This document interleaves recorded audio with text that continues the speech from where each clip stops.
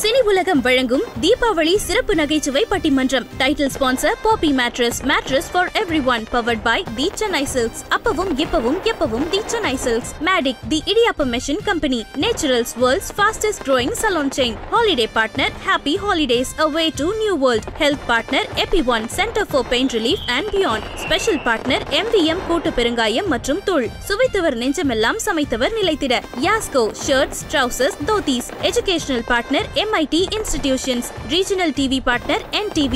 உங்கள் அத்தனை பேருக்கும் என்னுடைய அன்பான வணக்கத்தையும் தீபாவளி நல்வாழ்த்துக்களையும் தெரிவித்துக் கொள்கிறேன். வாழ்வில் எப்போதும் இனிமை சேர்ப்பது, இனிமை தருவது காதலா நட்பா? நீங்க எல்லாரும் இங்க வந்துறீங்களா? என்ன எடுத்த எடுப்புலயே தீர்ப்பெல்லாம் வருது? MIT இவ்வளவு வேகமா உங்களுக்கு சொல்லி கொடுத்துருக்கா? ரெண்டு விஷயம் இங்க இருக்கு. ஒன்று, புத்திசாலித்தனம் என்பது பிள்ளைகளுக்கு வந்த பிறகு, தன்னுடைய முடிவை தானே எடுக்க ஆரம்பித்த பிறகு அவனுக்குள் வருவது நட்பு. அது ஏன் இத்தனை பேர் இருக்கும்போது ஒருத்தர் பக்கத்தில் போய் நம்ம உட்காடுறோம்? இங்கே என் பக்கத்தில் உட்காரேன் ப்ளீஸ் சொல்கிறீங்களா இல்லையா? இந்த LKG ப்ரிகேஜி போகிற பயல்களெல்லாம் கேட்டால், ஏண்டா உனக்கு ஸ்கூலில் ஃப்ரெண்ட்ஸ் இருக்காங்கன்னா 10 friends and 2 enemies-ன்றான். 10 ஃப்ரெண்ட்ஸா 2 எனிமீஸா? யார் இவ்வளவு நாள்? அவனுக்கே ஒருத்தன் மீது நட்பு, ஒருத்தன் மீது எதிர்ப்பு என்ற உணர்வு வருகிறது. எப்போ நீங்க சுயமாக எனக்கு இது வேணும் இது வேணாம்னு சொல்ல பழகுறீர்களோ அப்பவே உங்களுக்குள்ளே நண்பரை தேடுகிற தேடல் வந்துருது. காதலா நட்பானா? முந்தி வந்தது நட்பு தான். அதுக்காக காதல்னா மட்டமா? நண்பனுக்காக எவனாவது காத்திருப்பானா? அவன் வராட்டி பரவாயில்ல பார்த்துக்கலான்னு. ஆனால் காதலி சொன்னான்னா கரூரில் காத்திருக்கிற மாதிரி காத்திருக்கிறானே, மணிக்கணக்காக காத்திருக்கிறானே. முசிறி பஸ் ஸ்டாண்டில் நீங்கள் வந்து நில்லுங்க அப்படின்னு மட்டும் அந்த பொண்ணு சொல்லிடட்டும். At what time? 4 o'clock. இவன் காலையில் 4 o'clock போய் நின்றுவான். என்னங்க இது உண்மையா இல்லையா? இந்த கூட்டத்தில் யாருக்குமே அந்த உணர்வு வரலையா? நீங்க இவ்வளவு பேர் இருக்கீங்களே, ஒரு நண்பனுக்காக சுவரேறி குதிச்சவன் எவனாவது இருக்கிறானா? மாப்பிள்ள உன்னை பார்க்கறதுக்காக அந்த காம்பவுண்ட் சுவர் ஏறி குதிச்சனா எவனாவது இருக்கிறானா? காதலி சொன்னான்னா போலீஸ் ஸ்டேஷனுக்கே போயிடுறானே. அப்படின்னா காதல் மீது அத்தனை ஈர்ப்பு இருக்கிறது. காதல்ன்றது ஒன்றும் சாதாரண விஷயம் இல்லை.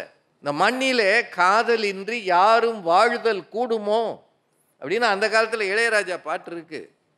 காதல் காதல் காதல் காதல் போயின் சாதல் சாதல் சாதல்னு மகாகவி பாரதி சொன்னார்.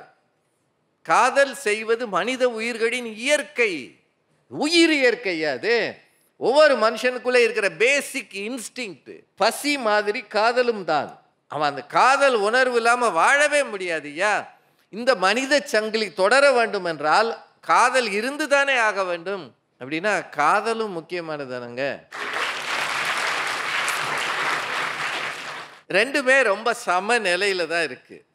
வாழ்வில் எப்போதும் இனிமை தருவது எது? எது நம்ம நினைச்சு சந்தோஷப்படுறது? எது நமக்கு பக்கத்திலேயே இருந்து கூட வருவது? எது நம்மை ஒரு படி உயர்த்துகிறது?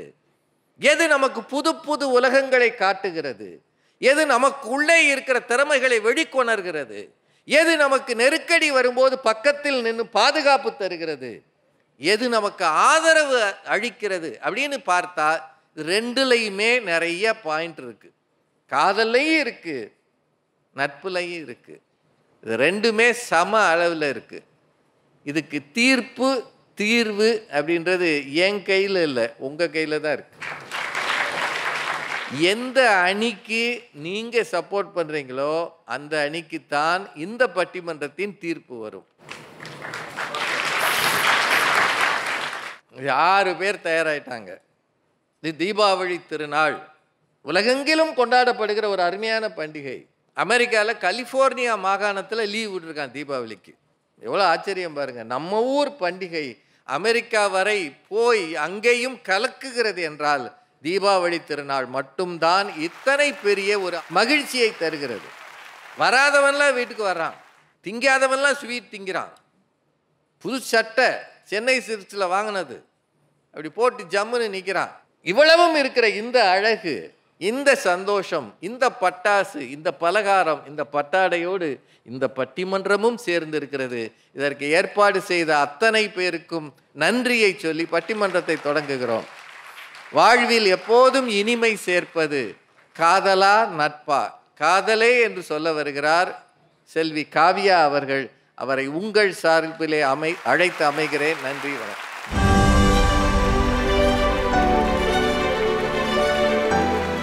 சென்னல் மாற்றிய சோறும் பசுனை தேக்கிய கரியின் வகையும் தன்னிகர் தானியம் முதிரை கட்டி தயிரோடு மிளகின் சாரும் நன் மதுரஞ்சை கிழங்கு காணில் நாவில் இனித்திடும் அப்பம் உன்னை வளர்ப்பன தமிழா, உயிரை உணர்வை வளர்ப்பது தமிழே, தாய்பிள்ளை உறவம்மா உனக்கும் எனக்கும், தாயே தமிழே உனக்கு என் முதல் வணக்கம்.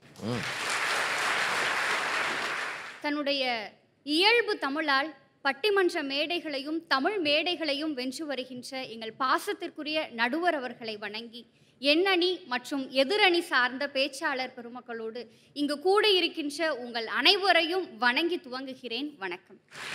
ஐயா, தலைப்பு என்றென்றும் இனிமை தருவது காதலா நட்பா? நட்பு இருக்கு, நாங்க ஒத்துக்கிறோம். ஆனா ஒரு மனிதருக்கு மகிழ்ச்சியை தருவதாகவும் இன்பத்தை தருவதாகவும் சில நேரங்கள்ல பிரச்சனையை தர்றதாகவும் இந்த நட்பு இருக்கு. ஆனால் இனிமை, வாழ்க்கைக்கு இனிமையை சேர்ப்பதாக இந்த காதல் தாங்கயா இருக்கு. மனுஷனுடைய மனம் ரொம்ப லேசானது.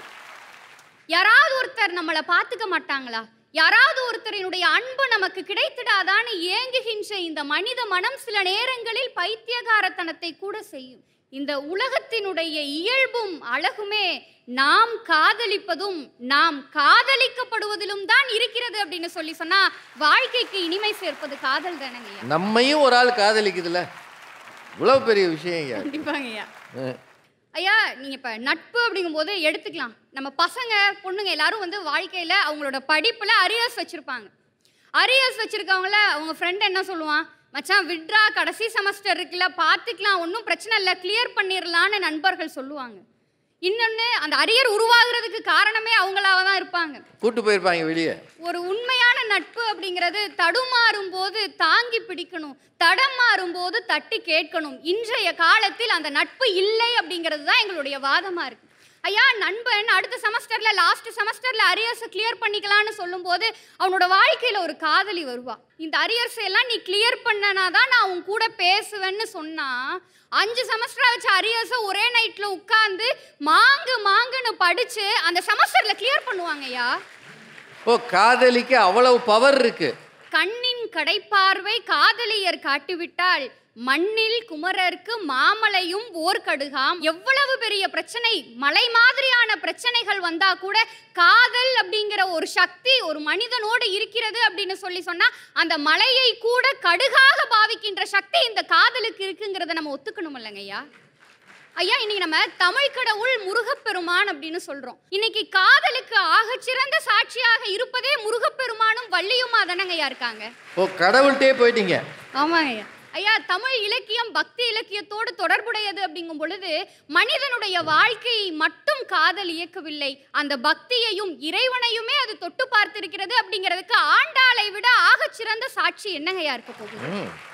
ஐயா, இன்னைக்கு காதல் நினைச்சிச்சுன்னா தான் எந்தெந்த விஷயத்தை எல்லாம் சாதிக்கணும்னு நினைக்குமோ அத்தனை விஷயங்களையும் சாதித்துக்கொள்ளும். இன்னைக்கு ஒரு நண்பன் கிட்ட போய், மச்சான் எனக்கு ஒரு சூப்பர் வேலை கிடைச்சிருக்குடா, 2 பேரும் ஒரே சம்பளத்தில் வேலை செஞ்சுட்டு இருப்பாங்க, 20,000 மச்சான் எனக்கு 1,00,000 ரூபாயில வேலை கிடைச்சிருச்சுடா அப்படின்னு சொல்லும் பொழுது அவன் என்ன சொல்லுவான்?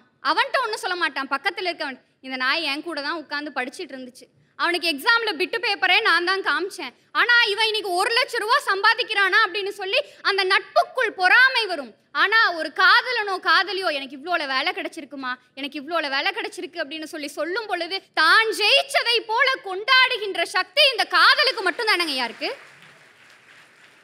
எப்போ என்ன கல்யாணம் பண்ணுவேன்னு உடனே கேட்பாளே. ஐயா, இன்னைக்கு இளைஞர்கள் எல்லாருமே வந்து சமீப காலத்துல நம்ம நடைமுறையில பார்க்கும் பொழுது எல்லாருமே ஒரு தீய பழக்க வழக்கங்களுக்கு ஆளாயிருக்காங்க. இந்த இளம் வயதிலேயே எந்தெந்த விஷயம் நம்ம கிட்ட இருக்கக்கூடாதோ அத்தனை விஷயத்தையும் கற்றுக்கொள்கின்ற அந்த கலிகாலத்துல நம்ம வாழ்ந்துட்டு இருக்கோங்கும் போது அந்த தீய பழக்கத்தினுடைய விதை எங்க தொடங்கி இருக்குங்கிறத போய் அவங்க கிட்டே கேட்டோம். எங்க இருந்து நீ ஆரம்பிச்ச, எப்ப நீ இந்த தம் அடிக்க ஆரம்பிச்ச, தண்ணி அடிக்க ஆரம்பிச்சேன்னு கேட்க, அதுவா என் ஃப்ரெண்டு தான் பழக்கி விட்டான்னு சொல்லி சொல்லாமல் இருக்கின்ற ஒரு வாய்க்குடல எல்லாருமே அதை தான் சொல்றாங்க. அந்த தீய பழக்க வழக்கங்களுக்கு முதற் புள்ளியாக இந்த நட்பு இருக்கே அப்படிங்கிறது தான் எங்களுடைய ஆதங்கமா இருக்குங்க ஐயா. காதலி கூட சேர்ந்து எவனாவது தம் அடிப்பானா? ஐயா, தம் அடிக்கவும் காதல் விடாது இல்லைங்க ஐயா. அந்த காதல் மனித வாழ்க்கையை மட்டுமல்ல, மனிதனுடைய உடலையும் ஆரோக்கியமாக வைத்திருக்கின்ற சக்தி இந்த காதலுக்கு தான் இருக்கு அப்படிங்கிறத நம்ம ஒத்துக்கணும் இல்லைங்கய்யா. ஐயா, இன்னைக்கு இந்த முதலாளித்துவ சமுதாயத்திலிருந்து இந்த நம்ம சமத்துவ சமுதாயத்திற்கு வந்திருக்கிறோம் அப்படின்னு சொன்னா அதற்கான ஆகச்சிறந்த உதாரணமாக மார்க்சினுடைய காதலும் ஜென்னியினுடைய காதலும் இருக்கு. இன்னைக்கு ஏங்கல்ஸ் என்னதான் அவருக்கு உதவி செய்து பக்கபலமாக இருந்திருந்தாலும் வரலாற்றின் பக்கங்கள்ல திரும்பி பார்க்கும் பொழுது தன்னோட குழந்தை அழுதுட்டு இருக்கு, பால் கொடுக்க கூட வழி இல்லாத தாய் தன்னுடைய கணவனை நீ எழுது, நாளைய சமுதாயம் மாறுவதற்கு உன்னுடைய எழுத்து துணை புரியும்னு சொல்லி தட்டி கொடுக்கிறாள் என்றால் இன்னைக்கு நம்ம எல்லாரும் இந்த சமுதாயத்தில் சந்தோஷமா சமத்துவ சமுதாயத்தில் வாழ்றோம்னா அதற்கு கூட அடிப்படையாக இருப்பது காதல் தாங்க. இந்த மனித குல வாழ்க்கை உயர்வு பெறவும் உய்வு பெறவும் என்றைக்கும் துணையாக இருப்பது காதல் தாங்கய்யா. அதனாலதான் பாரதியார் சொன்னாரு, காதல் காதல் காதல் காதல் இல்லையே சாதல். இந்த உலகத்தை இயக்குவதும் இந்த உலகம் இயங்குவதற்கும் ஆதாரமாகவும் அடிப்படையாகவும் இருப்பது காதல் தான். இன்று மட்டுமல்ல என்றென்றைக்கும் ஒருவரினுடைய வாழ்க்கையில் மகிழ்ச்சியையும் இன்பத்தையும் இனிமையையும் சேர்ப்பது காதல்தான்.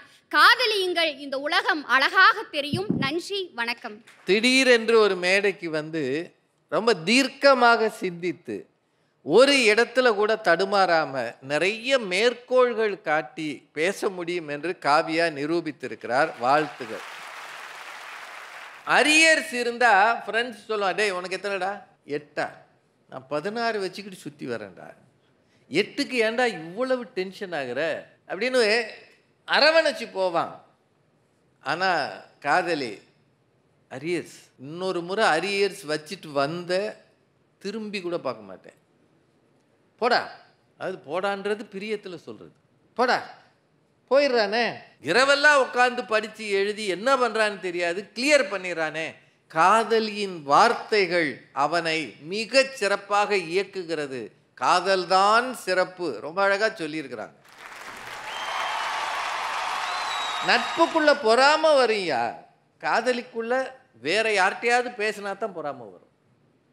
அவளை விட்டுட்டு யார்கிட்டையாவது பேசினான்னா என்ன அவ கூட பேசுறேன், அவளே பார்த்துட்டு இருக்கு, பின்னி விடுவேன், என்கிட்ட தான் பேசணும், அது வேணா இருக்குமே தவிர காதலிக்கு பொறாமையே கிடையாதுயா.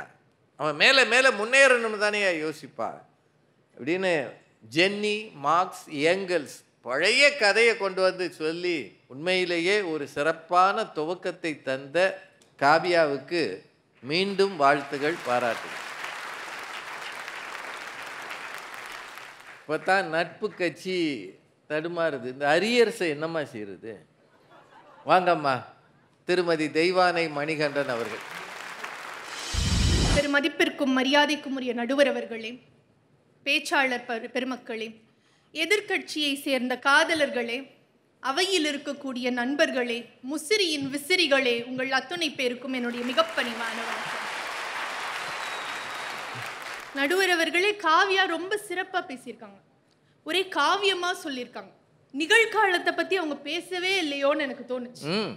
என்னென்னமோ சொன்னாங்க, எல்லாம் சிறப்பா தான் இருந்தது.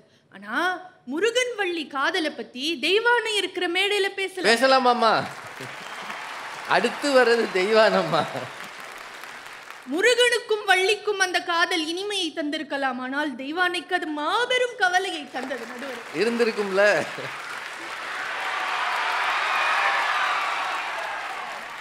மாட்டிக்கிட்டீங்களேப்பா. காதல் அப்போ ஒண்ணுதான் இருக்க முடியும், ஒரே ஒருத்தட்ட தான் காதல் இருக்கணும், 2-3 பேர்ட்டு இருக்க கூடாது, அது தப்பு. ஆனா நட்பு அப்படி கிடையாது. ஒரே ஒரு காதல் இருக்கும் போது அந்த ஒரே ஒரு நபரை பொறுத்து தான் சந்தோஷமும் மகிழ்ச்சியும் துக்கமும் இருக்கும். ஆனா 4 பேர் நண்பனா இருந்தா 4 மடங்கு சந்தோஷமும் அந்த மகிழ்ச்சியும் இருக்கிறதே. இதெல்லாம் அவங்களுக்கும் நல்லா தெரியும் நடுவர் அவர்களே. என்ன தெரியும், ஆனா தெரியாது. இப்ப தண்ணி குடிச்சு என்ன பண்ண? காதலனோ காதலியோ அன்பா பேசினாதாங்க மகிழ்ச்சி. ஆனா நண்பா நண்பான்னு கேட்டாலே மகிழ்ச்சி தானே. ரொம்ப நிறைய பழங்காலத்து கவிதையா பேசினாங்க. புதுசா ஒரு புது கவிதை எழுதினாங்க. எப்போ காதலின் உச்சத்துல இருக்கும்போது, இரவா பகலா புயலா மழையா என்னை ஒன்றும் செய்யாதடின்னு எழுதினாங்க. கொஞ்ச நாள் கழிச்சு பிரேக்கப் ஆயிடுச்சு. அப்ப என்ன தெரியுமா எழுதுனா, காதலுக்கு கண் இல்லையாம் கண்ணீர் மட்டும் எப்படி அப்படின்னு எழுதுனாங்க. கண்ணே இல்லைன்னா கண்ணீர் எப்படி வரும்? அப்ப காதல்ல ஃபர்ஸ்ட் காதல் இருக்கும், அப்புறம் பிரேக்கப் இருக்கும், அப்புறம் பேட்சப் இருக்கும், நடுவுல காதல் கசந்தும் போகும். ஆனா நட்புல அப்படி கிடையாது. படிக்கிற காலத்துல கேங்கா இருப்போம், படிச்சு முடிச்சதுக்கு அப்புறம் ரீயூனியனா வந்து நிப்போம். நட்புல பிரிவு என்ற ஒன்றே கிடையாது நடுவர் அவர்களே. இப்ப காதல் நடுவுல கசந்து போச்சுன்னா என்ன சொல்லுவாங்க? ஸ்டார்ட் ஃப்ரெஷ் அப்படின்னு சொல்லுவாங்க. திரும்பி முதல்ல இருந்து ஆரம்பின்னு சொல்லுவாங்க. ஆனா நட்பு அப்படி கிடையாது. 7ஆம் வகுப்பு படிக்கும் போது எந்த பெஞ்சில் உட்கார்ந்து பேசினாங்களோ, திரும்பி ரீயூனியனுக்கு வரும்போது எங்க 7ஆம் வகுப்புல விட்டாங்களோ அதே இடத்திலிருந்து தொடங்குகின்றதே, அதுதான் நட்பு. நீங்களா 96 படம் பார்க்கலையா? காதல்ல விரிசல் இருக்கும், நட்புல விலகல் மட்டும் தான் இருக்கும் நடுவர் அவர்களே. அருமை அருமை அருமை. காதல்ல ஒரு பிரச்சனைனாலே நட்பு தானே முன்னாடி வந்து நின்னு சேர்த்து வைக்கணும். ஓ, அவங்களுக்கு உதவி செய்யறதுக்காக போறீங்களா? ஆனா காதல் அப்படி கிடையாது. கல்யாணத்துக்கு அப்புறம் யார் கூட பேசுற, எதுக்கு பேசுற, அவன் இனிமேல் வீட்டுக்கு வரக்கூடாது, அவளோட நீ பேசாதன்னு சொல்லி நட்பை விலக்கி வைப்பதுதான் காதல் என்பது. ஒரு பர்த்டேன்னு வந்துட்டா ரோஸ் வாங்கி கொடுக்கணும், அடுத்து கிஃப்ட் வாங்கி கொடுக்கணும், அப்புறம் பர்த்டே வாழ்த்து சொல்லணும், ஸ்டேட்டஸ் போடணும், போட்ட ஸ்டேட்டஸ்க்கு லைக் போடணும், 12 மணிக்கு ஹாப்பி பர்த்டே சொல்லணும், சர்ப்ரைஸ் பண்ணணும். காதல்ல சம்பிரதாயங்களும் சடங்குகளும் ரொம்ப அதிகம். ஆனா நட்புல அப்படி கிடையாது. பிறந்துட்டியா, இன்னைக்கு நீ தாண்டா ட்ரீட்டு, வாடா அப்படின்னு சொல்லி கூட்டிட்டு போறதுதான் நட்பு. அவன் பிறந்ததுக்கு அவனே தண்டம் கட்டணும். ஏதோ ஒன்றை எதிர்பார்த்து கொண்டிருப்பதே காதல். ஆனால் எதையுமே எதிர்பார்க்காமல் உன்னுடைய நண்பன் தோழி நான் இருக்கிறேன் என்று சொல்வதுதான் நட்பு. நடுவர் அவர்களே அவங்க நிறைய விஷயங்கள் சொன்னாங்க. காப்பியத்துல இருந்து சங்க காலத்துல இருந்தலாம். காதல்ல எத்தனை பருவங்கள் இருக்கு தெரியுமா? தொல்காப்பியத்துல சொல்றாங்க. வேட்கை, ஒரு தலை உள்ளுதல், ஆக்கம் செய்தல், நாணுவரை இரத்தல், நோக்குவை எல்லாம் அவை போல போறல், மறத்தல், மயக்கம், சாக்காடு, இதெல்லாம் தொல்காப்பியம் சொல்றது. இத 90s கிட்ட கேட்டீங்கன்னா அவங்க என்ன தெரியுமா சொல்லுவாங்க? Crush, first love, one side love, two side லவ்னு சொல்லுவாங்க. இதே இது ஜென்சிட்ட கேட்டீங்கன்னா சிச்சுவேஷன்ஷிப், கோஸ்டிங், பிரெட் கிரம்பிங், ஜாம்பிங்னு சொல்லுவாங்க. காதல்ல இத்தனை ஸ்டேஜஸ் இருக்கு. எல்லா ஸ்டேஜஸும் இனிமையை தராது. ஆனா அதனாலதான் சின்ன வயசுல காதல் வந்ததுன்னு வச்சுக்கோங்களேன், இந்த மிஸ் மேல காதல் வரும், அதெல்லாம் கிரஷ், இன்ஃபேச்சுவேஷன் சொல்லுவாங்க. ஆனா 3ஆவது கிளாஸ்ல நட்பா இருந்தாலும் அது நட்பு தான், 30 வயசுல நட்பா இருந்தாலும் அது நட்பு தான். நட்புக்கு ஒரே பேர் தான். காதல்ல வெரைட்டி இருக்கு, நட்பு ஒன்னே ஒண்ணுதான். காவ்யா சொன்னாங்க நட்புல வந்து பொறாமை இருக்கும், பிரிஞ்சு போயிடுவாங்கன்னு சொல்லிட்டு. காதல்ல ஈகோ பிரச்சனையே கிடையாதா? காதல் பண்ணி கல்யாணம் பண்ணதுக்கு அப்புறம் 2 பேரும் ஒரே கம்பெனில வேலை பார்க்கறாங்க அப்படின்னா ஹஸ்பண்ட் போய் வேண்டுவாங்க, நான் எனக்கு நிறைய ஹைக் வரணும்னு சொல்லி வேண்டுவாங்க. இதே இது ஒய்ஃப் போய் என்ன தெரியுமா வேண்டுவாங்க? காதலிச்சு கல்யாணம் பண்ணிக்கிட்டவங்க, என்னை விட அவருக்கு கொஞ்சம் கூட போட்டு கொடுத்துரு இந்த தடவை ஹைக்க, அப்பதான் என்னோட சந்தோஷம் இருக்கும்னு சொல்லி வேண்டுவாங்க. அந்த ஈகோ பிரச்சனை காதல்ல எவ்வளவு இருக்கு தெரியுமா? காதல் என்பது ஒரு பறவையின் கால்கள் போல நடக்க உதவும். ஆனால் நட்பு என்பது பறவையின் சிறகுகள் போல பறக்க உதவும். அருமை அருமை. நட்பு தாமா பறக்க வைக்கும். அதுல என்ன ஆச்சரியம்னா, ஒரு பறவையின் 2 கால்கள் அல்ல, 2 பறவையின் ஒரு காலை சேர்த்து கட்டின மாதிரி இருக்கும். காதலுக்கு 2 பேருக்கும் ஒரே இலக்கு இருக்கணும். கொஞ்சம் மாறி கீறி போனா அந்த கயிறு பிடிச்சி இழுக்கும். ஆனா நட்பு அப்படி கிடையாது. உன் திசையை பார்த்து நீ பற, என் திசையை பார்த்து நான் பறக்கிறேன், திரும்பி வந்து சேர்ந்து நம்ம நண்பராகவே இருப்போம்னு சொல்வதுதான் நட்பு. நடுவர் அவர்களே காவ்யா அரியரை பத்தி சொல்லிட்டாங்க. இப்ப நான் சொல்லியே ஆகணும். சொல்லணும்ல. என்ன சொன்னாங்க? நண்பனாலதான் அரியர் வருதுன்னாங்க. அப்படியா? பார்க்கு பீச் எல்லாம் நண்பனோட சுத்தினாலதான் அரியர் வந்ததா? இல்லைம்மா, பார்க்கு பீச்சுக்கு படிக்க போனாங்களாம். ஓ சரி சரி. என்னோட காலேஜ் படிக்கும் போது நடந்த சம்பவம் ஒன்று. ஒரு தடவை ஒரு பையனுக்கு கொஞ்சம் ஜாஸ்தி அரியர்ஸ் வந்துடுச்சு. அப்போ காலேஜில் இருந்த மற்ற பசங்க, மற்ற நண்பர்கள் அத்தனை பேரும் சேர்ந்து எல்லாத்திலிருந்தும் காசு கலெக்ட் பண்ணாங்க. அவங்களோட பேப்பரை ரீவேல்யூவேஷன் போட்டால் இன்னும் ஜாஸ்தி மார்க் வந்திருக்கும். ஆனால் தனக்கு ஜாஸ்தி மார்க் வேண்டாம், அவனோட அரியர் கிளியர் ஆகணும், அவனுக்கு ரீவேல்யூவேஷனுக்கு காசு வேணும்னு சொல்லி தன்னோட பேப்பருக்கு போடாமல் நண்பனோட அரியர் பேப்பருக்கு போட்டாங்க என்றால் எதையுமே எதிர்பார்க்காமல் கொடுப்பதுதான் நட்பு. காதல் எப்படிங்க வரும்? கண் பார்த்து காதல் வரும். அண்ணலும் நோக்கினான் அவளும் நோக்கினாள்னு சொன்னாங்க. இப்போ இந்த காலத்துல ஆர்ம்ஸ் பார்த்து காதல் வருகின்றது. ஆர்ம்ஸ் பார்த்தா? ஆர்ம்ஸ். ஜிம்முக்கு போயிட்டு வரணும். அப்படி இருக்கிறவங்க பிடிக்கிறான் நடுவர். தாடி வளர்த்தாலும் காதல் வருது. ஆனா நட்பு எப்படிப்பட்டது தெரியுமா?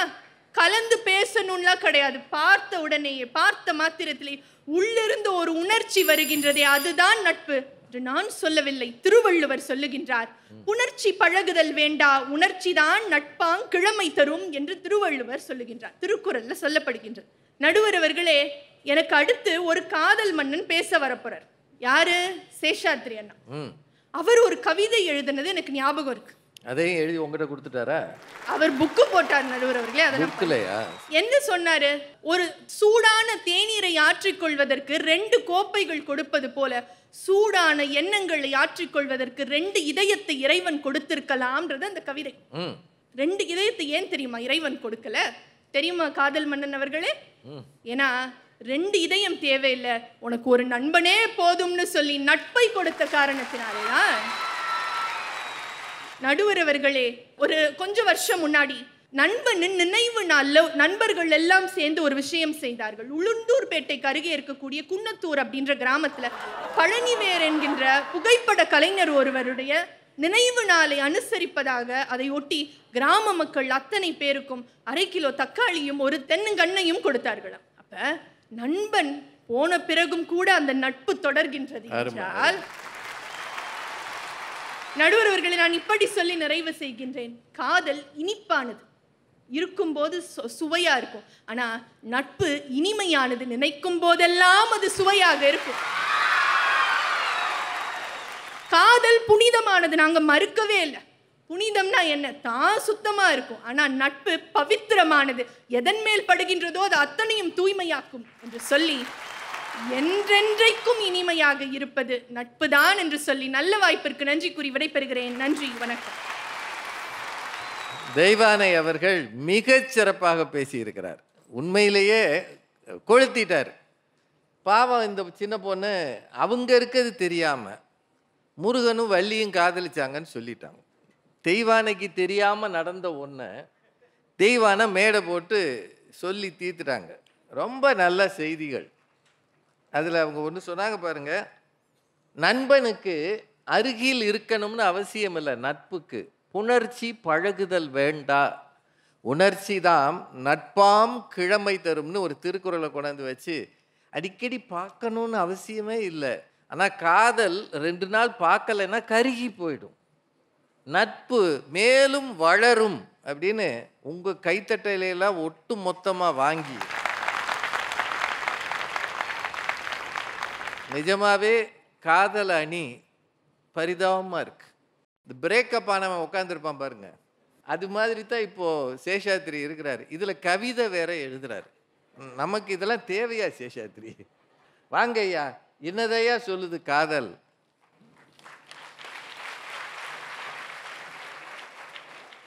பெருமதிப்பிற்குரிய நடுவர் அவர்களே, பேச்சாளர் பெருமக்களே, இந்த நல்லதொரு அரங்கிலே நிறைந்திருக்கும் மாணவ மாணவிகளே, இந்த கல்லூரியை சேர்ந்த பெரியவர்களே, இந்த நல்லதொரு பட்டிமன்றத்தை ஏற்பாடு செய்திருக்கும் சினி உலகம் யூடியூப் சேனலை சேர்ந்த பெரியவர்களே, உங்கள் அனைவருக்கும் வணக்கங்களும் தீபாவளி தின நல்வாழ்த்துக்களும். நடுவர் அவர்களே, எனக்கு முன்னாடி தெய்வானை பேசினாங்க, நல்லா பேசினாங்க. ஆமாம், நட்பு இப்படி தான், ரொம்ப நல்லா பேசும், ஆனால் எதுவுமே செய்யாது. மச்சான் உனக்கு ஒரு பிரச்சனைனா நான் விட்டுருவேனா அப்படின்னு கேட்பான், விட்டுருவான். சமயத்தில் பிரச்சனையே அவனாக இருப்பான். ஏன்னா நமக்கு ஒரு பிரச்சனைனா அவனுக்கு 4 பிரச்சனை இருக்கும். ஏன்னா நம்ம ரேஞ்சுக்கு ஃப்ரெண்டு அப்படி தானே இருப்பான். நமக்கு என்ன எலான் மஸ்கா ஃப்ரெண்டாக இருப்பார்? இல்லை ட்ரம்ப் இருப்பாரா? அவங்களுக்குள்ளேயே பிரச்சனை இருக்குது. ட்ரம்ப் ஜெயிச்சது காரணமே எலான் மஸ்க்கு தான். இப்போ அவங்க பிரிஞ்சு எலான் மஸ்க்கு தனியாக ஒரு கட்சி ஆரம்பிச்சிருக்காருன்னா இதுதாம்மா நட்போட நிலைமை. அதாம்மா நட்பு. நட்பு இப்படி தாங்க முட்டிக்கிட்டே இருக்கும், ஆனால் காதல் எப்போதும் ஒட்டிக்கிட்டே இருக்கும். ஆஹா, உட்காரும் போது கூட ஒட்டி ஒட்டி தான் ஏன் உட்காடுறாங்க? அதுதானே இனிமை. அதான் தெரியுதே உங்களை பார்த்தா.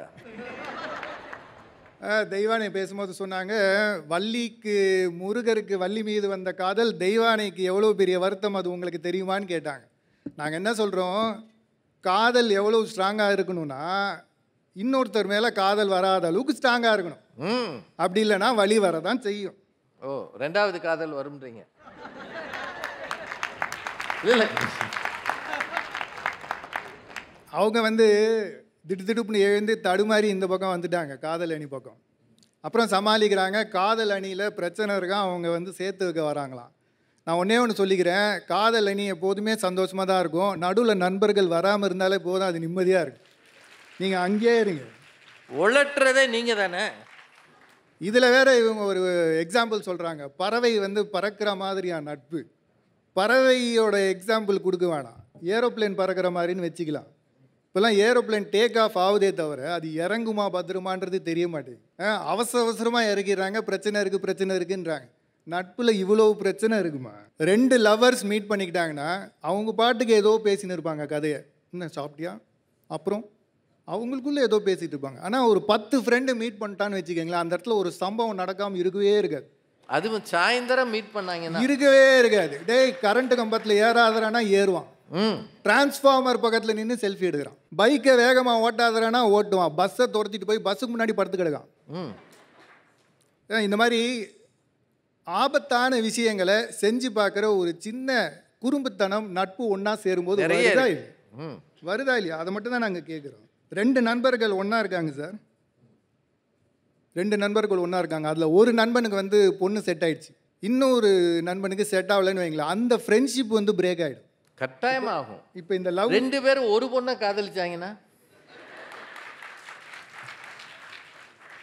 இதில் என்ன விஷயம் அப்படின்னா, காதலுக்காக அவன் அந்த ஃப்ரெண்டே விட்டு கொடுத்துருவான். டேய், நீ பொறாமப்படுறடா, உன் ஃப்ரெண்ட்ஷிப்பே எனக்கு தேவையில்லைன்னு விட்டு போயிடுவான். இந்த தெளிவு காதலிக்கிறவங்களுக்கு இருக்குங்க. இப்படி சொல்கிற நடுவர் அவர்களே, எது இனிமைன்னு தானே நீங்கள் கேட்டிருக்கீங்க.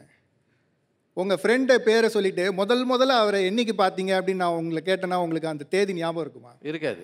ஆனால் காதலியை என்னைக்கு முதல்ல பார்த்தீங்கன்னு கேளுங்க, ஞாபகம் இருக்கும். அன்றைக்கி மஞ்சள் கலர் சுடிதார் தானே நீ, அவன் என்ன கிஃப்ட் கொடுத்தான்றது மறக்காமல் இருக்கும்.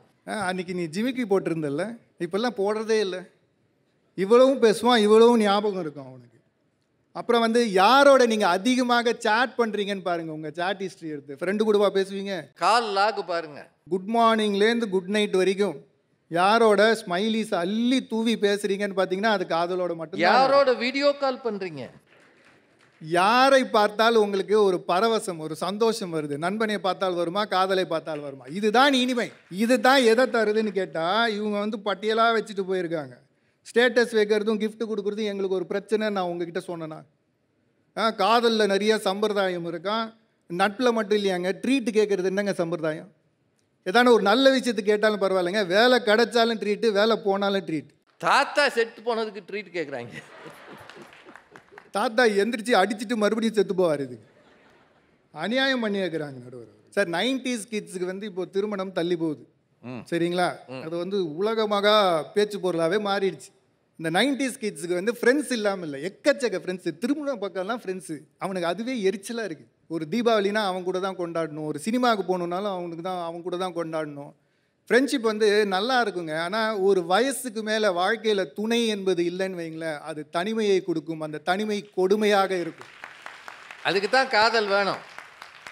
முத்துக்குமரன் தம்பி ரொம்ப சக்ஸஸ்ஃபுல்லாக இருக்கார், பிக் பாஸில் ஜெயிச்சார், நிறைய விஷயங்கள் பண்ணிகிட்டு இருக்காரு. ஆனாலும் இன்றைக்கி அவரை பார்த்தா பெரும்பாலும் மக்கள் வைக்கிற கேள்வி, தம்பி எப்போ செட்டில் ஆக போகிறீங்க, எப்போ கல்யாணம் அப்படின்னா என்ன? உனக்குன்னு ஒரு காதல் துணை வேண்டும் என்பது தான் எல்லாரோடைய ஆசையாகவும் இருக்கிறது. முத்துக்குமாரனை பார்த்து அவரே அதான் விரும்புகிறார், ஆள் தான் கிடைக்கல சார். நட்பு ஸ்டேட்டஸ் பார்த்து தான் சார் பழகும்.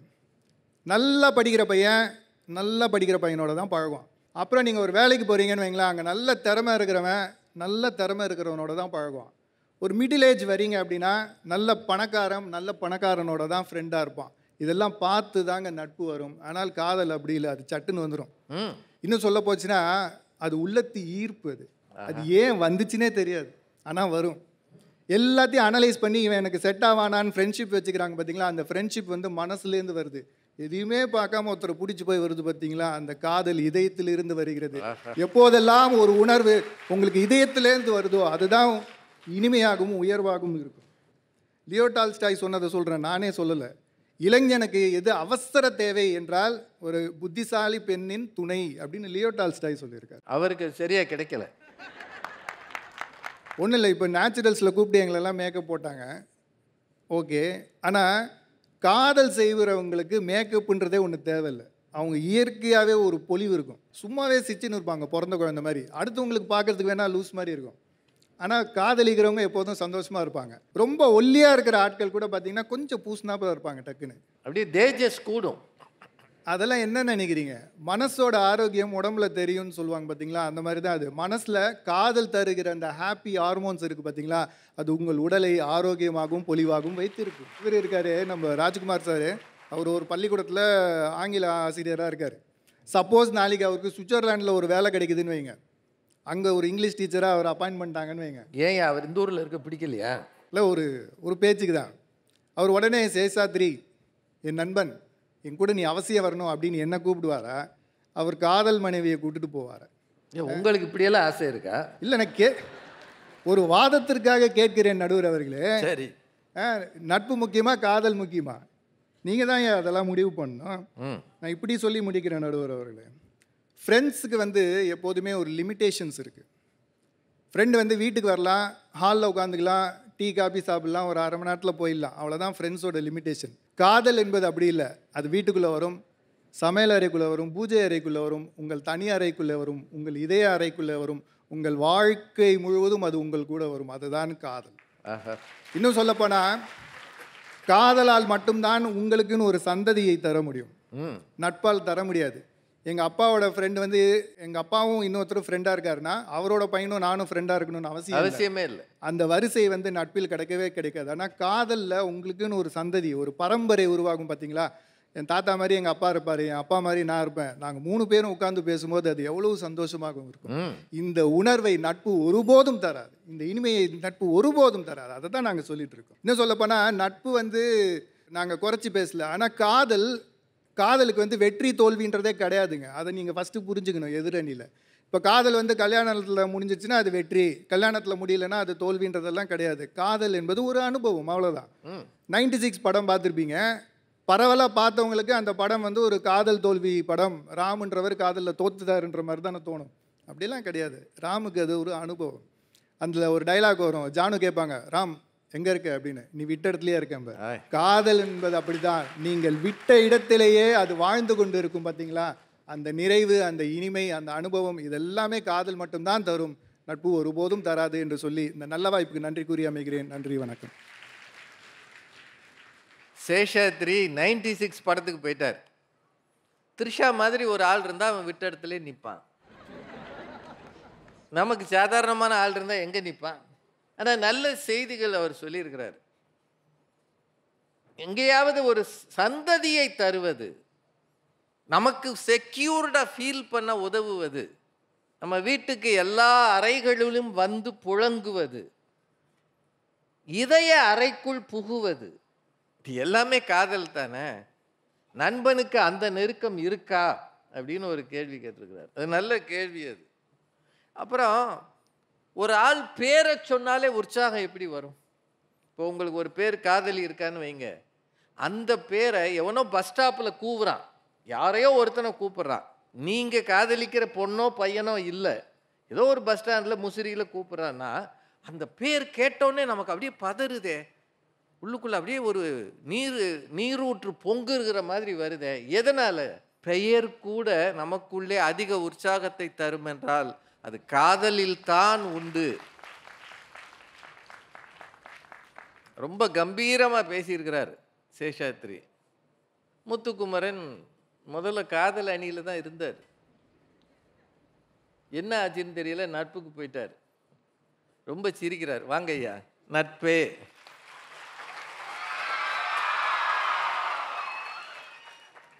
எங்கள் வாழ்வும் எங்கள் வளமும் மங்காத தமிழென்று சங்கே முழங்கு. எங்கள் பகைவர் எங்கோ மறைந்தர், இங்குள்ள தமிழர் ஒன்றாதல் கண்டே. சினியுலகம் நேயர்கள் அனைவருக்கும் இனிய தீபாவளி நல்வாழ்த்துகள். மேடையிலும் தன் வாழ்க்கையிலும் எப்போதும் ஒரே மாதிரியாக இருக்கிற நான் போற்றி வணங்குகிற எங்கள் நடுவரை முதலில் வணங்கி, பேச்சாளர் பெருமக்களையும் MIT கல்லூரியிலே அமர்ந்திருக்கிற என் அத்துணை நண்பர்களையும் வணங்கி துவங்குகிறேன். வாழ்வில் என்றென்றும் மகிழ்ச்சி தருவது, இன்பம் தருவது. சேஷாத்ரி அண்ணன் ரொம்ப அழகாக பேசினார். நல்லா தான் பேசுவார் அவர். கவித்துவமாக பேசியிருக்கார். நான் கொஞ்சம் யதார்த்தமாக பேசணும்னு விரும்புகிறேன். அண்ணன் சொன்னார், எலன் மாஸ்கா என் ஃப்ரெண்டாக கிடப்பேன். சார், எலன் மாஸ்க் எனக்கு ஃப்ரெண்டாக கிடைக்குன்னு நினைக்கிறது நட்பு இல்லை, என் ஃப்ரெண்டு எலன் மாஸ்க் ஆகணும்னு நினைக்கிறதா சார் எங்களுடைய நட்பு. நீங்கள் ஃப்ரெண்டு அமெரிக்காவுக்கு அனுப்பிடணும் சார். நிறைய ஃப்ரெண்டு இன்னைக்கு அமெரிக்கா போகிறதுக்கு பசங்க ஹெல்ப் பண்ணுறவங்க. அவன் தான் காசு கொடுக்குறான். சொன்னாங்க அரியர் எக்ஸாம் எழுதுனதுக்கு அப்புறம் காரணமே அவன் தான். சார் ஒன்றும் இல்லை சார், நான் ஒத்துக்கிறேன் அரியர் எக்ஸாம் விழுகிறதுக்கு பசங்க காரணமாக இருக்கட்டும். ஆனால் ஒருவேளை நம்ம ஃப்ரெண்டுக்கு அரியர் விழுந்துருச்சு, காலேஜெலாம் முடிச்சிட்டோன்னு வைங்களேன், அதே ஃப்ரெண்டு ஆமாம் மாப்பிள்ள அன்னை உட்காந்து ஒழுங்காக தான் படிச்சிருக்கலான்னு ஃபீல் பண்ணுவேன். ஆனால் அந்த பிள்ளை என்ன செய்யும் தெரியுமா, டேய் உனக்கு அரியர் இருக்கு, எங்கள் அப்பா ஒத்துக்க மாட்டார், நல்ல மாப்பிள்ளை பார்த்துட்டு போயிட்டு வரேன் பாய் அப்படின்ட்டு போய். ஆனால் அரியருக்கு இது வந்து பிள்ளைங்க மட்டும்தான் செய்யுமா இல்லை பையன்கள்? ரெண்டு பக்கம் தான். இது இருபாலருக்கும் தான், ஒரு பக்கம் கிடையாது. ரெண்டு பேர் இருக்காங்க, ரெண்டு பேரும் பேசணும். ரெண்டு பக்கம் இருக்கு நடுவில். ஒரே ஒரு உதாரணம் எடுத்து வரேனே. காதல் அப்படின்னோடனே பார்த்த உடனே பற்றி கொள்கிறது. ஆமாம், பார்த்த உடனே லவ் அட் ஃபர்ஸ்ட் சைட்லாம் இருக்கு, நான் இல்லைன்னு சொல்ல வரல. ஆனால் அது தொடருதா, தொடரும் போது அது சில தகுதிகளை எதிர்பார்க்குதே. அவங்ககிட்ட டியூக் பைக் இல்லாட்டி ஒரு டியோ பைக் கூட இருக்கணும்னு நினைக்கிறான். இந்த பிள்ளை பார்க்க நல்லாட்டியும் பார்க்கவாது நல்லா இருக்கணும்னு எதிர்பார்ப்பு இருக்கு. இவன் அப்படி இருக்கணும், அவள் அப்படி இருக்கணும், இந்த மாதிரி இருக்கணும், அந்த மாதிரி இருக்கணுங்கிற தகுதிகள்லாம் காதலுக்கு தேவை. ஆனால் நம்மளை மாதிரி அவனும் பைத்தியமாக இருந்தால் போதும்னு நினைக்கிறது நட்பு தான் நடுவர். நட்புனா பைத்தியம்ன்றீங்க. பைத்தியத்தை அப்புறம் தெளிய வச்சுக்கிறோம் போக போக. ஃப்ரெண்டுக்கு பொறாமல் வந்துடும் அப்படின்னாங்க. 20,000 சம்பளம் வாங்கிட்டு இருக்க ஃப்ரெண்டு திடீர்னு 1 லட்ச ரூபா வாங்கிட்டா பொறாமல் வந்துடும். நடுவில் இன்றைக்கி நீங்கள்லாம் வாழ்த்துற மாதிரி உங்கள் ஆசீர்வாதத்தோட நல்ல நிலையில் இருக்கேன். என் ஃப்ரெண்ட்ஸ் எல்லாருமே மகிழ்ச்சி தான் அடைகிறாங்களே தவிர யாரும் பொறாமப்படலை. ஆனால் இதே ஒரு பையன் திடீர்னு நல்ல நிலைமைக்கு வந்துட்டான். அவனோட எக்ஸ் லவ்வருக்கு மட்டும் அந்த விஷயம் தெரியட்டும், வேமா அவன் முடியை தேடி சூனியம் வைக்க போயிடுவா. நம்ம கூட இருக்கும்போதெல்லாம் நல்லா இல்லாதவன் இப்போ மட்டும் எப்படா நல்லான எக்ஸில் வராது. ஆமாம் நடுவர்களே, எக்ஸ் ஃப்ரெண்டு ஒருபோதும் பசங்க நல்லா இருக்கக்கூடாதுன்னு நினைக்கிறதே கிடையாது. ஆனால் அந்த எக்ஸுக்கு படுத்துகிற பாடு இருக்கே, புத்தகமே போடலாம், அவ்வளவு இருக்கு நடுவர். போட்டுக்கிட்டு இருக்காங்க ஒரு பையன், தெரியுதா? அதை நீங்கள் போய் ரிலீஸ் பண்ணுங்க. வாழ்க்கை துணை வந்துட்டா வாழ்க்கை நிறைவடைஞ்சிடும். ஆமாம், ஒரு LIC ஏஜென்ட் மாதிரி பேசியிருக்காரு அண்ணே. வாழ்க்கை சிறப்பாக இருக்க, சந்ததிகள் வளர, உங்கள் பரம்பரை பாதுகாப்பாக இருக்க, எல்லாம் சரி. இனிமையா இருக்க என்ன பண்ணி, இனிமையா வாழ்க்கை இருக்குன்னா அப்புறம் ஏங்க ஞாயிற்றுக்கிழமை பேட் எடுத்து ஃப்ரெண்ட்ஸோட கிரவுண்டுக்கு போறீங்க? நடக்குதா நடக்கலையா? எதார்த்தம் பாருங்களேன். சொன்னாங்க பாரதிதாசனுடைய அருமையான பாடல் சொன்னாங்க, கண்ணில் கடைக்கண் காட்டிவிட்டால் மண்ணில் குமரருக்கு மாமலையும் கடுகா. மாமா ஒத்துக்கிறேன், மாமலையும் கடுகுதான் நினச்சி தான் எடுத்து கையில் வச்சுருக்கோம். போக போக வெயிட்டு தாங்க முடியாது நடுவர்களே, எங்கிட்டா தப்பிச்சு ஓடலான்னு திணறிக்கிட்டு இருக்காங்க பயில ஊரா. முக்கியமாக இன்றைக்கி பிள்ளைகள் நடுவர்களே கல்லூரி வர்றதுக்கான மிக முக்கியமான காரணமே என்னென்னா, வீட்டில் அவ்வளவு கட்டுப்பாடுகள் இருக்குது. நீ அதை பண்ணணும், இதை பண்ணக்கூடாது, அதை சாப்பிடணும், அதை பண்ண, அந்த ட்ரெஸ் போட, அந்த சரி. காலேஜுக்கு வந்தால் பிள்ளைகளோட சேர்ந்து ஜாலியாக இருக்கலாம்னா நமக்குன்னு ஒரு புண்ணியமே அங்கிட்டு இருந்து வருவான்ட்டே தெரியாது. அப்போ முதல்ல வந்து ஆரம்பிப்பேன், ஏன் இந்த ட்ரெஸ் போட்டிருக்க, நீயும் வா. சரி, கழுதையை வெட்டி விட்டுலாம்னு நினச்சா அதுக்கப்புறம் சாயங்காலம் ஆசிட்டோட வெயிட் பண்ணுறான் ஒருவர்களே. அது கழுதையை வெட்டி விடுறதா? ஆமாம் ஒருவர்களே, இதை பண்ணாத அதை பண்ணாதான் அவன் கழுதை லிஸ்ட்டில் சேர்த்துற வெட்டி தானே. எந்த தோழனும் எந்த தோழியும் நண்பன் தன்னை எதிர்த்தால் அவர்களை ஆசிட்டோடு எதிர்பார்த்து காத்திருப்பதில்லை. இந்த கொடுமை காதலில் தான் இருக்கிறது. ஒருவேளை ஆசிட் வீசப்பட்டாலும் கூட ஆசிட் வீசப்பட்ட தோழிக்கு தோள் கொடுக்க இங்க தோழிகளும் தோழன்களும் காத்திருக்கிறார்கள். அதுதான் நட்பு.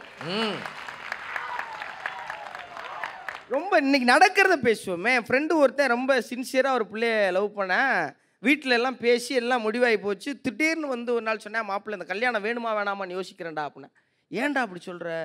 இல்லை மாப்பிள்ளை, முந்தா நேற்று ஆளை கூப்பிட்டு பீச்சுக்கு போனேன், ரொம்ப சின்சியராக ரொம்ப தீவிரமாக பேசிகிட்டு இருந்தோம். ஏமா 2 பேரும் வீட்டில் பேசியாச்சு, இன்னும் 3 மாதத்தில் கல்யாணம், இருந்தாலும் எனக்கு ஒரு மாதிரி பதட்டமாக இருக்குமா அப்படின்னேன். என்னன்னு கேட்டால், இல்லைம்மா எனக்கு மாதம் 40,000 தான் சம்பளம், இது போதுமா அப்படின்னோடனே கொஞ்சம் நேரம் யோசிச்சுட்டு திருப்பி கேட்டாடா, அந்த ஒரு வார்த்தையில் தான் கலங்கிட்டேன் அப்படின்னேன். என்ன கேட்டா, இல்லைடா 40,000 எனக்கு போதும், நீ என்ன பண்ணுவ அப்படின்னு இருக்கா. இவன் அலறிட்டான். இன்னைக்கு காதல் அப்படி மாறி இருக்கு நடுவர்களே. அவங்க தெய்வீக காதல், பக்தி இலக்கியம் எல்லாம் சொன்னாங்க. யதார்த்தம் என்னவா இருக்கு இன்னைக்கு? யதார்த்தத்தில் காதல் டாக்ஸிக் ரிலேஷன்ஷிப்னு ஒன்று நோக்கி நகர்ந்துக்கிட்டு இருக்கா இல்லையா? நட்பில் எங்கே இருக்கு டாக்ஸிக் ஃப்ரெண்ட்ஷிப்? எதுவும் கிடையாது. அங்கே வாங்கின விஷத்தை பூரா இங்கே தான் வந்து கக்கிக்கிட்டு இருக்காங்க. வாங்கி வழி தெரிஞ்சுட்டு மறுபடியும் தோல்ல கை போட்டு போகிறோமா இல்லையா? அதுதான் நட்பு. நடுவில் நா. முத்துக்குமார் அவருடைய கல்லூரி பருவங்களை பற்றி எழுதும்போது இப்படி எழுதுகிறார். என் கல்லூரி நாட்களில் வறண்ட நேரங்களில் என் மீதும் கூட சில மேகங்கள் கடந்து சென்று இருக்கின்றன. ஓ, அதெல்லாம் மேகம் நடந்திருக்கு அவருக்கு. கவிஞர் இல்லையா சேஷாத்திரி என்ன மாதிரி. சில மேகங்கள் கடந்து சென்று இருக்கின்றன. நான் அப்போதெல்லாம் அண்ணாந்து பார்க்காமல் குனிந்து எழுதி கொண்டே தான் இருந்தேன். அதனால்தான் அவ்வப்போது என் கவிதைகள் பத்திரிகைகள் பிரசுரமாகி கொண்டிருந்தது. ஆனால் அன்னைக்கு நா. முத்துக்குமார் காதல் பக்கம் வயப்படலை, நண்பர்கள் கூட நேரம் செலவழிச்சாரு. அதனால்தான் நா. முத்துக்குமாரின் நண்பர்களாக இயக்குனர் ராமும் வெற்றிமாறனும் விக்ரம் சுகுமாரனும் இன்று வெற்றியாளராக இருக்கிறார்கள் என்றால், கல்லூரி நேரத்தில் எது இனிமையை தரும்னு நா. முத்துக்குமார் சொல்லிட்டார், நாங்கள் சொல்லலை.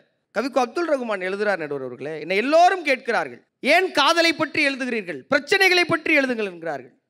காதலை விட பெரிய பிரச்சனை என்ன இருக்கிறது? நான் சொல்லலை, கவிக்கோ சொல்கிறார். காதலில் இருக்கிற பெரிய பிரச்சனை இன்னைக்கு என்ன தெரியுமா நடுவர்களே? பொசசிவ்னஸ்ங்கிற ஒன்று எடுத்தாந்து வைக்கிறாங்க. பொசசிவ்னஸ். சரி, என்ன பொசசிவ்னஸ்? என்ன இன்னைக்கு நேற்று இல்லை, ட்ரெண்டிங்கான லெவலில் மட்டும்தான் இருக்கா? இல்லை, திருவள்ளுவர் சொல்கிறாரு. திருவள்ளுவர் சொல்லியிருக்காருங்க, யாரினும் காதலும் என்றேனே, எல்லாரையும் விட உன்னையத்தாம அலோவ் பண்ணுறேன்னு இருக்கார் திருவள்ளுவர். அந்தம்மா திருப்பி கேட்டிருக்கு, யாரினும் யாரினும் என்று. அப்போ வேற யார் யாரை லவ் பண்ண அப்படின்னு இருக்கு.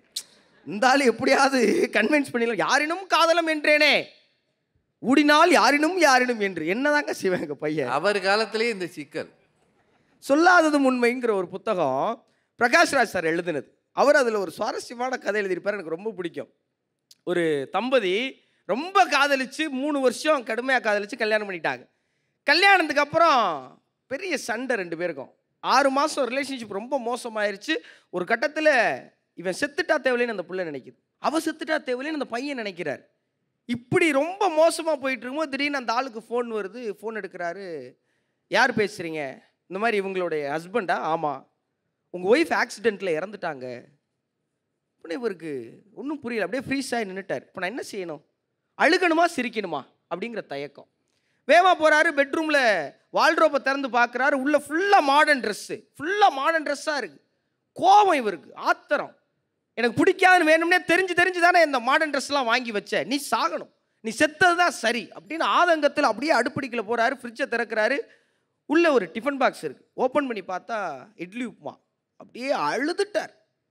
அழுது கத்துறார், ஐயோ என்னை மன்னிச்சிருமா, ஐயோ என்னை மன்னிச்சிரு, நான் உன்னை எவ்வளோ கஷ்டப்படுத்திருப்பேன், எவ்வளோ திட்டியிருப்பேன், இப்போ கூட நீ செத்ததுக்கு சந்தோஷப்பட்ட பாவி, ஆனால் போகும்போது எனக்கு பிடிச்ச இட்லி உப்புமா செஞ்சு வச்சுட்டு போயிருக்கே, நான் இவ்வளோ தப்பு பண்ணிட்டேனேன்னு விக்கி அழுதுகிட்டே அதை சாப்பிட்றாரு. சாப்பிட்டு முடிக்கும் போது டிஃபன் பாக்ஸில் கடைசியில் ஒரு பேப்பர் ஒட்டி இருக்கு. சாரி, இது நீ எனக்கு பிடிக்குங்கிறதுக்காக செஞ்ச உப்புமா இல்லை, உன்னை பிடிக்கலன்னு செஞ்ச உப்புமா, கொஞ்சோண்டு விஷம் கலந்துருக்கேன், சாப்பிட்ட 2 நிமிஷத்தில் நீ செத்து போயிடுவாரு எழுதி. அந்த இறுதி ஊர்வலத்துக்கு வந்த நண்பர்கள் பேசிக்கிட்டாங்களாம், என்னப்பா 2 பேரும் இப்படி இறந்து போயிட்டாங்க, அவங்க இறந்து 6 மாதம் ஆச்சுன்னு அதில் ஒரு நண்பர் சொன்னாராம். இது பிரகாஷ் ராஜ் எழுதின கதை. நடுவில் இன்னைக்கு காதல் எல்லா நேரமும் இனிமையாக இருக்கா? சத்தியமாக கிடையாது. நிச்சயமாக நீங்கள் கலீல் ஜிப்ரான் ஒரு கவிதை எழுதுறார். இது அவங்க சொன்ன கவித்துவமான காதல். லெபனான் பள்ளத்தாக்குகளில் ஜிப்ரஸ் மரங்களுக்கு நடுவே நடக்கும் என் பாலிய கால தோழர்களே, என் காதலியின் கல்லறை அங்கேதான் இருக்கிறது, நடந்து செல்லும் போது மெதுவாக செல்லுங்கள், உங்கள் சத்தம் கேட்டு அவள் எழுந்து விட போகிறாள் அப்படிங்கிற ஒரு கவித்துவமான கவிதை. அவர் அப்படி நினைச்சு எழுதினாரா இல்லை எந்திரிச்சு வந்துட்டானா போச்சு நினைச்சு எழுதினாரான்னு தெரியல. ஆனால் பெரியார் யதார்த்தத்தை எழுதுறார் நடுவர் அவர்களே. நாங்கம்மா இறந்து போயிட்டாங்க, என் சொத்து போச்சுன்னு சொல்லுவேனா, என் சுகம் போச்சுன்னு சொல்லுவேனா, என் கீர்த்தி போச்சுன்னு சொல்லுவேனா, இல்லை எனக்கு இருந்த ஒரே ஒரு அடிமை போயிடுச்சுன்னு சொல்லுவேனா, எல்லாம் போயிற்று, எனக்கு இருந்த ஒரே ஒரு தடையும் போயிற்று, பொது வாழ்வில் நான் தடையின்றி இயங்குவேன்னு சொன்னார் பெரியார். அப்படி உங்கள் இலக்குகளை, லட்சியங்களை, பொது வாழ்வு சிந்தனைகளை உங்கள் நண்பன்ட்ட போய் சொன்னீங்கன்னா அவன் என்ன சொல்லுவான் தெரியுமா? டேய் உனக்கு எது சரியா இருக்குன்னு பாடுறான்னு சொல்லுவேன். ஆனால் உங்கள் காதல் கிட்ட போய் சொன்னீங்கன்னா நமக்கு எது சரியாக இருக்கும்னு பாருன்னு சொல்லுவாங்க நடுவர் அவர்களே. நீ எப்படி இருந்தாலும் மகிழ்ச்சியாக இருக்க வேண்டும் என்று நினைப்பது நட்பு, நீ என்னுடன் தான் மகிழ்ச்சியாக இருக்க வேண்டும் என்று நினைப்பது காதல். அதனால் என்றும் இனிமை தருவது நட்புதான், நட்புதான், நட்புதான் என்று சொல்லி நிறைவு செய்கிறேன். முசிறிக்கு என்ன சிறப்புன்னு வந்ததுலேருந்து யோசிச்சு பார்த்தேன். ஒன்னே ஒன்று ஞாபகம் வந்தது, முசிறி ரொம்ப அழகான ஊருன்னு. கேட்டபோது நம்பலை, இங்கே வந்து பார்த்த உடனே நம்பிக்கை கிடைக்குது. ஏன்னா இவங்க எல்லாரிடமும் நட்பு இருக்கிறது, இனிமை இருக்கிறது, அதனால் இவர்கள் அழகாய் இருக்கிறார்கள். நன்றி, வணக்கம். தம்பி ரொம்ப கம்பீரமாக பேசியிருக்கிறார். காதல் என்ன இருந்தாலும் ஆசிட் அடிக்குது. நட்பு விலகி போனால் ஆசிட் அடிக்கிறதே இல்லை. எவனாவது டேய் என் ஃப்ரெண்டு என்னை விட்டு விலகி போயிட்டான், ஒரு டப்பா ஆசிட் வாங்குறேன்னு எவனாவது சொல்கிறான்னா, இவன் முட்டை அடிக்கிறான்.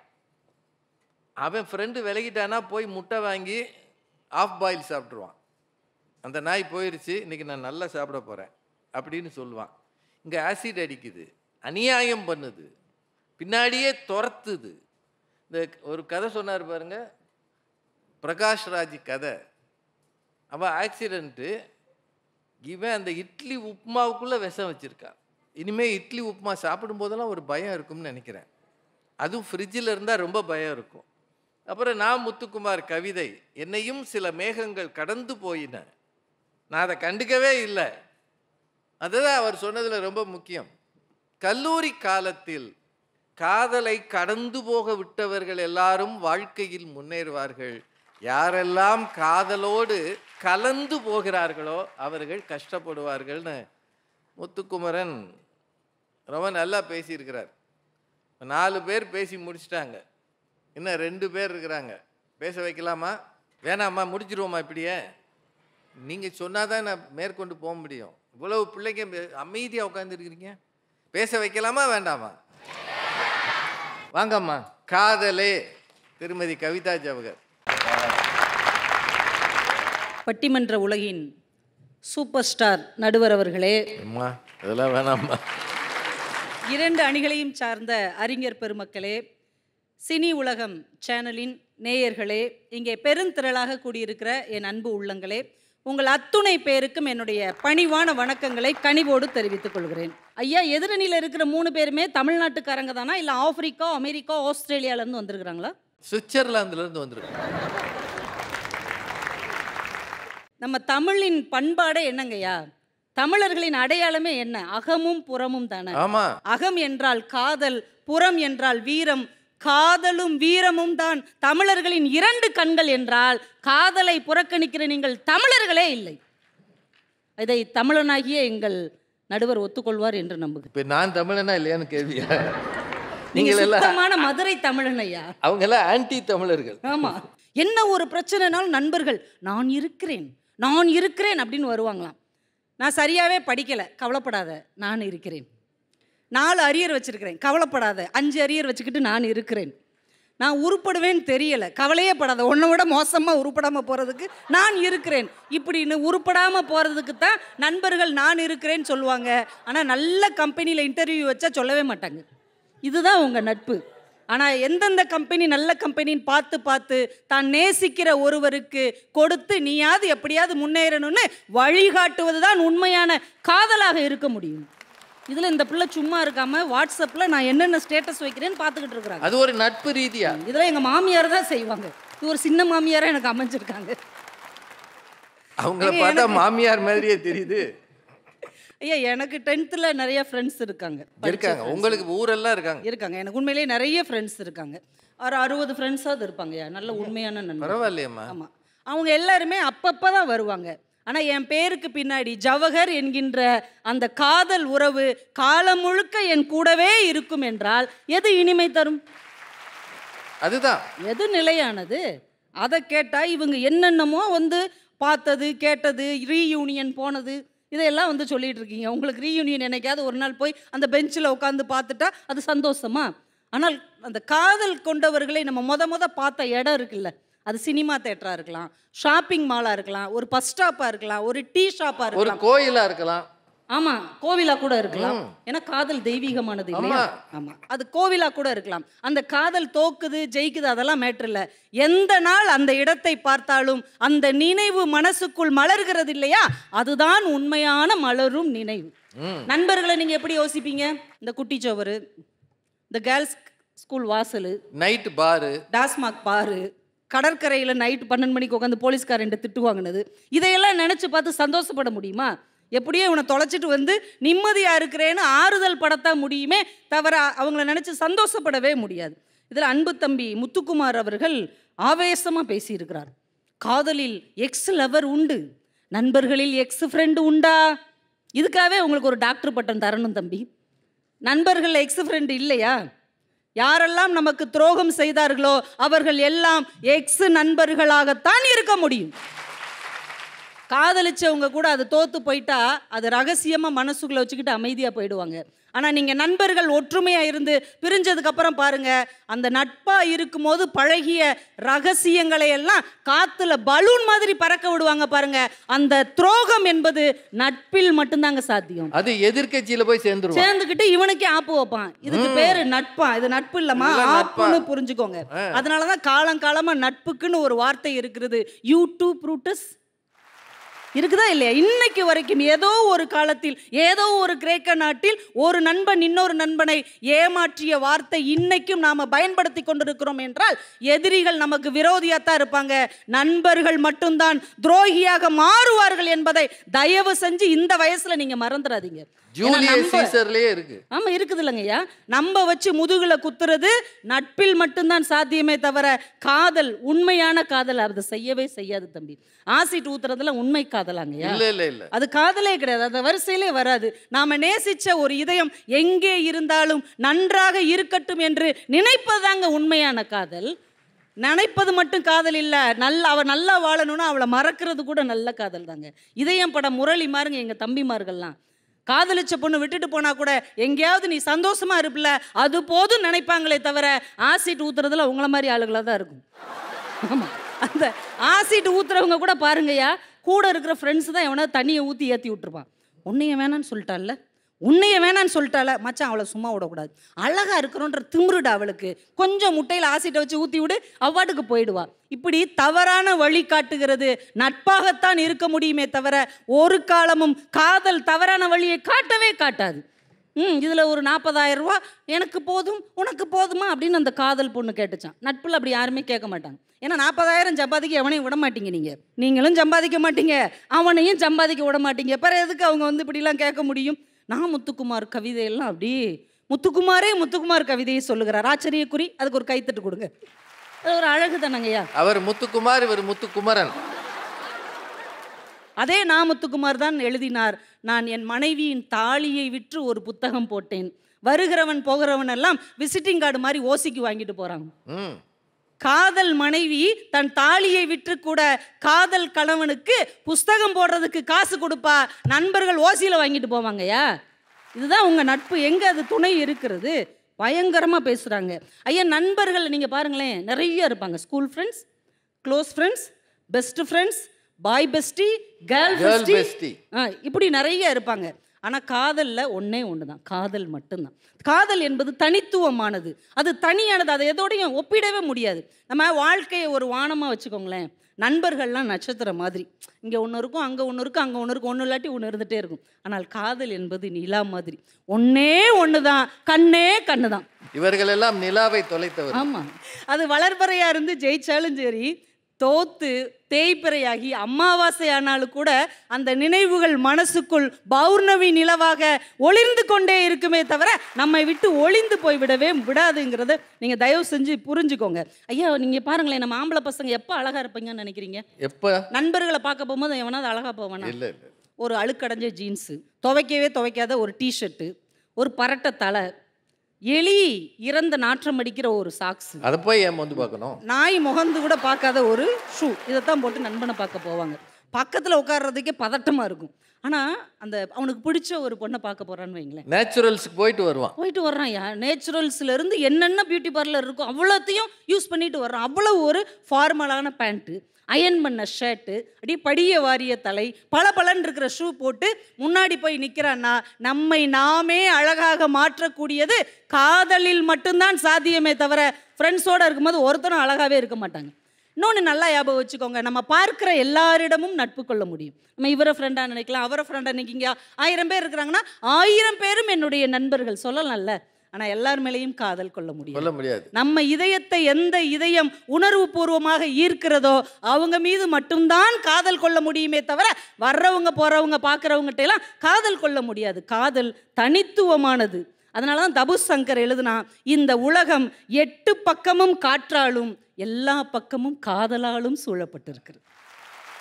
இந்த உலகத்தில் 99% பேர் காதலித்தவர்கள், 1% பேர் காதலிக்கவே இல்லை என்று பொய் சொல்லுகிறவர்கள். அது மனசின் அடி ஆழத்தில் இருக்குங்க. நம்மளுக்கு பிடிச்ச ஒருத்தங்க யாராவது ஒருத்தங்க இருப்பாங்க, நம்ம சொல்ல மாட்டோம், சாகிற வரைக்கும் கூட சொல்ல மாட்டோம். ஆனால் என்னைக்காவது உட்காந்து நம்ம ரீவைண்ட் பண்ணி பார்க்கும்போது 100 நண்பர்கள் டக்கு டக்கு டக்குன்னு வந்துட்டு போவாங்க. அந்த ஒரு முகம் இருக்கு இல்லையா, ஆசை முகம் மறந்து போகுமோ என்று பாரதி கேட்டான் இல்லையா, அந்த முகம் மட்டும் அப்படியே பளிச்சுன்னு இதயத்துக்குள்ள ஸ்ட்ராங்கா ஒட்டி வச்ச மாதிரி நிற்கும்னா அந்த நினைவுகள் இனிமையாக இருப்பது காதலில் மட்டும்தாங்கிறத தயவு செஞ்சு நீங்கள் புரிஞ்சுக்கோங்க. காதலுங்கிறது சார் ரொம்ப பெரிய அற்புதம். இப்போ நம்மக்கிட்ட இருந்து யாராவது ஒரு பொருளை திருடிட்டு ஓடிட்டாங்கன்னு வைங்க, நம்ம என்ன செய்வோம்? அடித்து ஓடி துரத்தி அவன்ட்டு அதை பறிச்சிடுவோம்ல. ஆனால் யாரோ ஒருத்தங்க நம்ம இதயத்தையே திருடிட்டு போகிறாங்க. சந்தோஷமாக பார்த்துட்டே நிற்கிறோமே தவிர வேற எதுவுமே செய்ய முடியல என்றால் காதல் எவ்வளவு பெரிய அற்புதம் என்பதை நாம் புரிந்து கொள்ள வேண்டும். அவங்க திருடின இதயத்துக்கு பதிலாக இன்னொரு இதயத்தை கொடுத்துட்டு தானே போகிறாங்க. அண்ணலும் நோக்கினால் அவளும் நோக்கினால் இதயங்கள் இடம் மாறி கொண்டதா அல்லவா? அதுதாங்க காதல். நட்புல அப்படிலாம் சட்டையை வேணா மாற்றி போட்டுக்கிடுவாங்க, வாட்சை மாற்றி போட்டுக்கிடுவாங்க. இதயத்தை மாற்றுவது காதலில் மட்டும்தானே தவிர நட்புல அந்த வாய்ப்பு இல்லைங்க சார். அதிசயம், காதல் என்பது அதிசயங்க. இந்த உலகத்துல 7 அதிசயம் இருக்குன்னு சொல்றாங்க. இந்தியாவில் ஒரே ஒரு அதிசயம் இருக்கிறது. அது என்ன?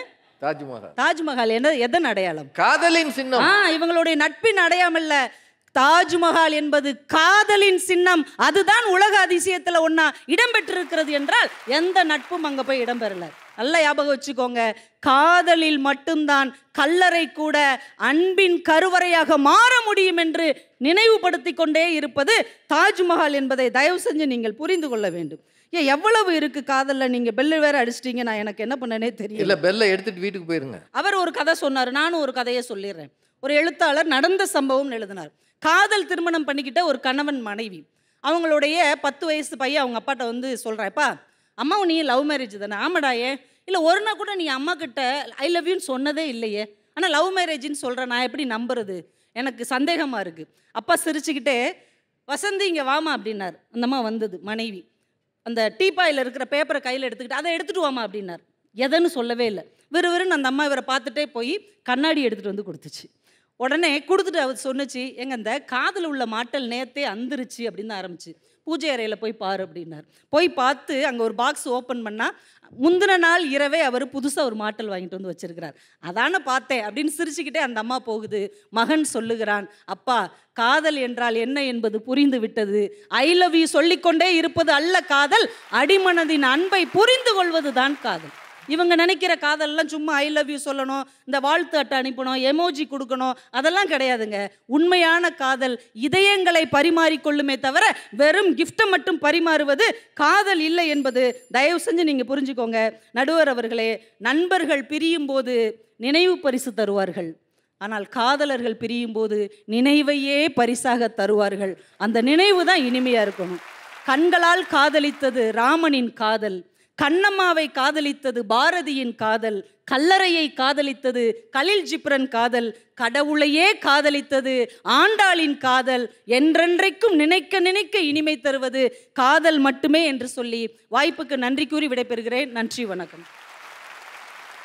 இவ்வளவு அழகாக காதல் கட்சிக்கு பேச முடியும்னா ஸ்ரீவில்லிபுத்தூர் பக்கத்தில் இருக்கிற ராஜபாளையத்திலிருந்து வந்தவங்களால தான் முடியும்.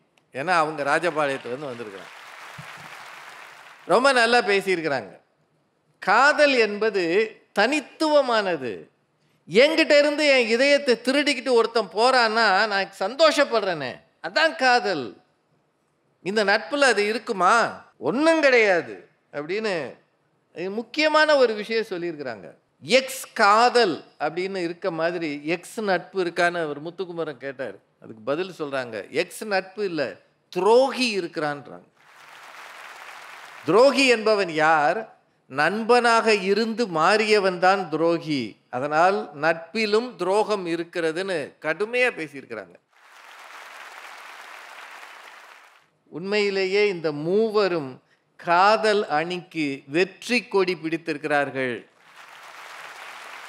உங்கள் சார்பிலே கவிதா ஜவஹருக்கு வாழ்த்துகள். இப்போ நிறைவாக வாங்க நட்பே ராஜ்குமார் அவர்கள்.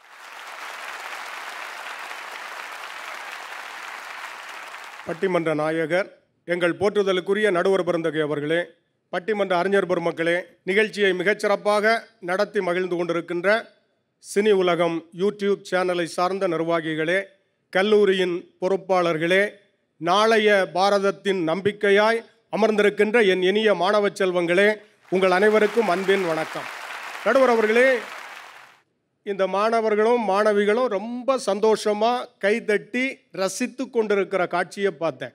ரொம்ப உற்சாகமாக இருக்கீங்க. ஏன் தெரியுமா? எல்லாரும் அவரவர் நண்பர்கள் பக்கத்தில் உட்கார்ந்துருக்கிறீங்க, ஃப்ரெண்ட்ஸோட உட்கார்ந்துருக்கிறீங்க, அதனால ஜாலியாக இருக்கிறீங்க. இது 2 காதலர்கள் சேர்ந்து இருந்திருப்பாங்கன்னு வச்சுக்கோங்க, பேச முடியும்னு நினைக்கிறீங்க? தியேட்டரில் படம் ஓடுனா கூட பார்க்க மாட்டோங்கிறான், இருட்டில் ஒருத்தர் பார்த்துக்கிட்டே இருக்கிறான். நிலைமை அப்படிதான் இருக்கு. ஏன்னா எதுவுமே இல்லாம அதுக்கு பாட்டுக்கு உட்கார்ந்துருக்கோம். ஆனா நீங்க உற்சாகமா இருக்கீங்கல்ல, வாழ்க்கையிலும் உற்சாகம் தருவது நட்பு தான்.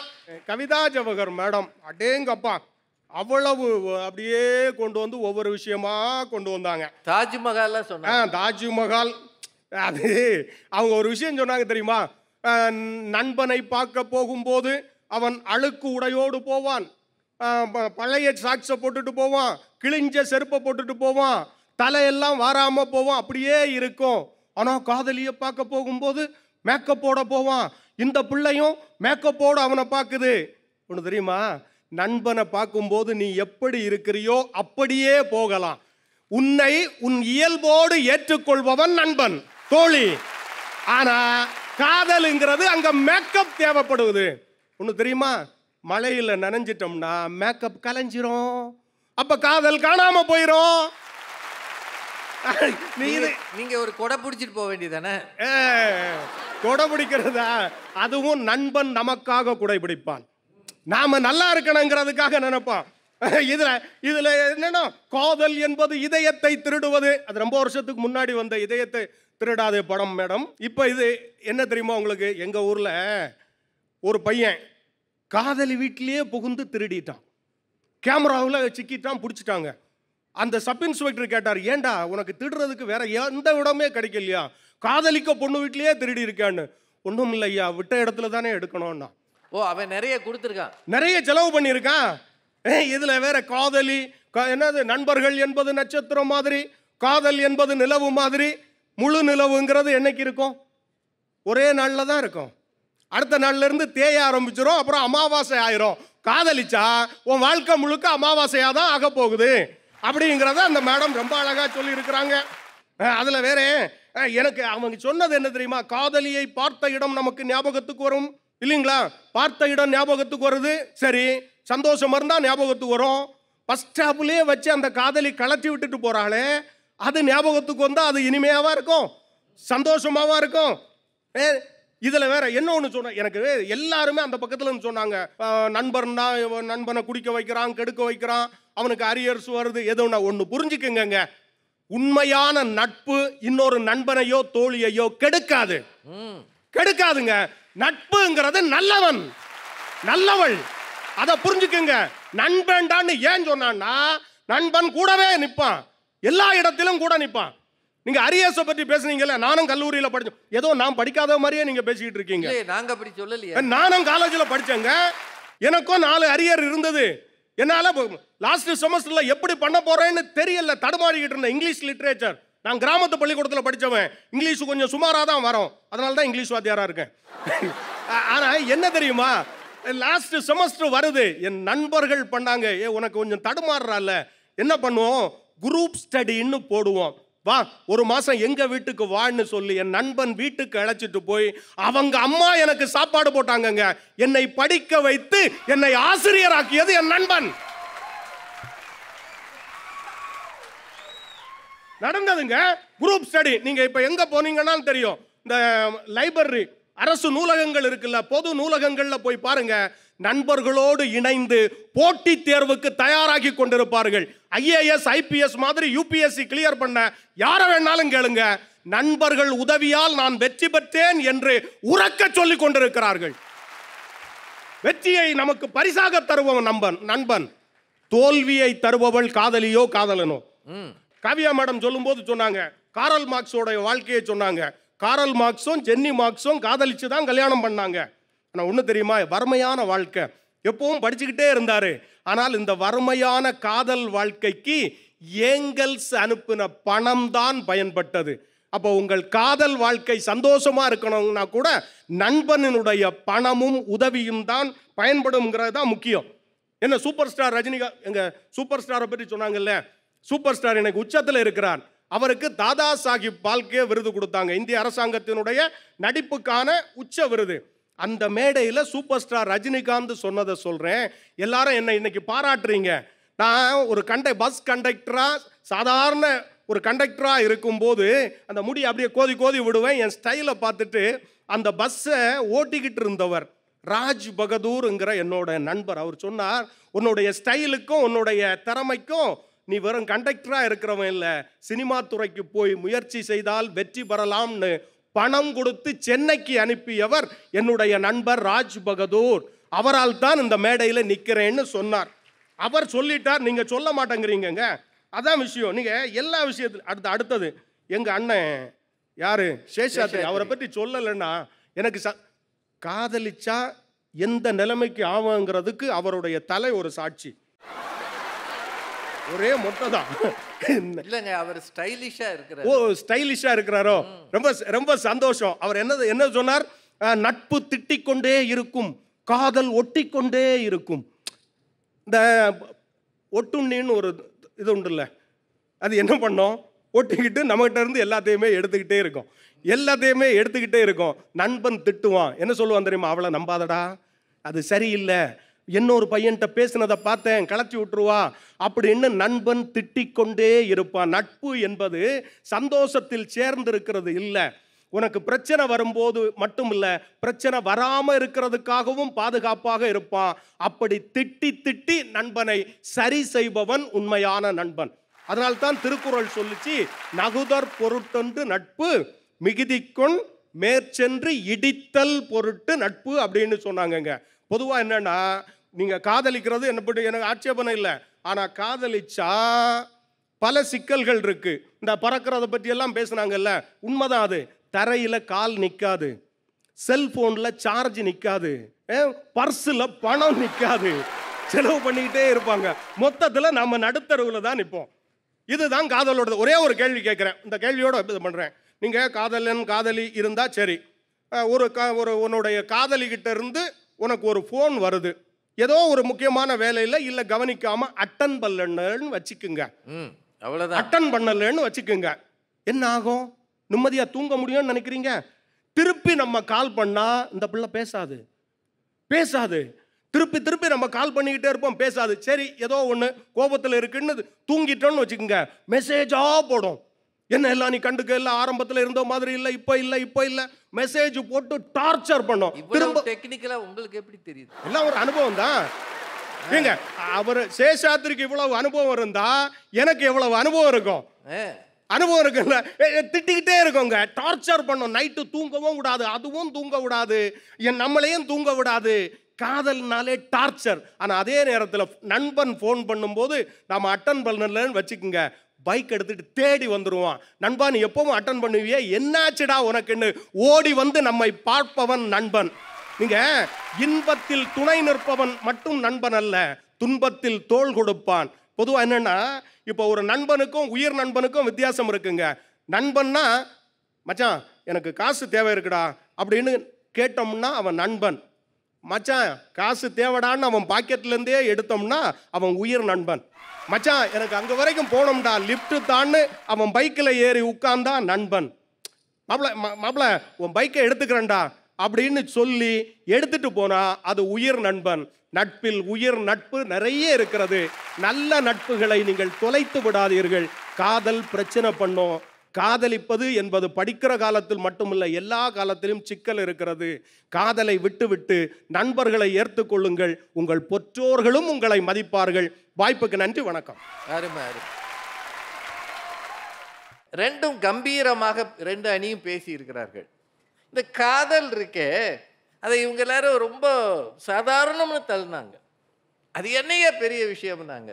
ஆனால் உண்மையிலேயே சொல்லுங்க, ஒவ்வொரு மனிதனுக்கும் அடி மனசில் இருக்கிற தேடல் எது? தன்னை ஒருவர் நேசிக்க வேண்டும் என்கிற ஆசை தானே. அது இருக்கா இல்லையா? இருக்கா இல்லையா? காலேஜ் படிக்கிற பொண்ணுக்கு ஹே பாய் பெஸ்டி, கேர்ள் பெஸ்டி, அதுக்கு மேலே உனக்குன்னு ஒருத்தனும் இல்லையாடி? இருக்கான், ஆனால் வெளியே சொல்ல மாட்டேங்கிறான்.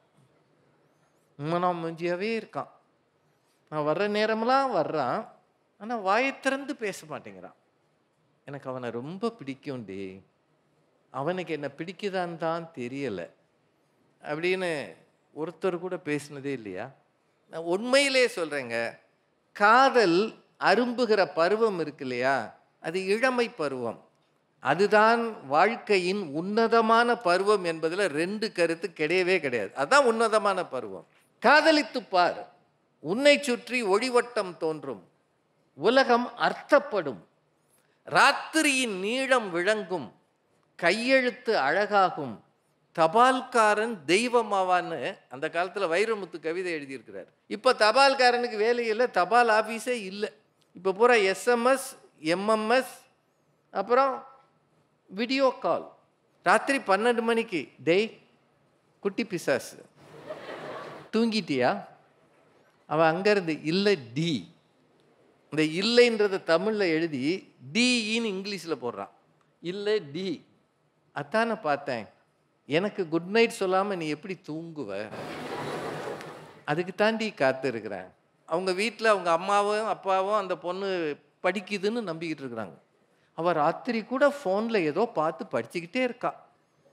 அவங்க அப்பாட்ட கேட்குது, படிக்கும்போது யாராவது சிரிப்பாங்களாங்க? இந்த காலத்து படிப்பே சிரிப்பா சிரிக்குது.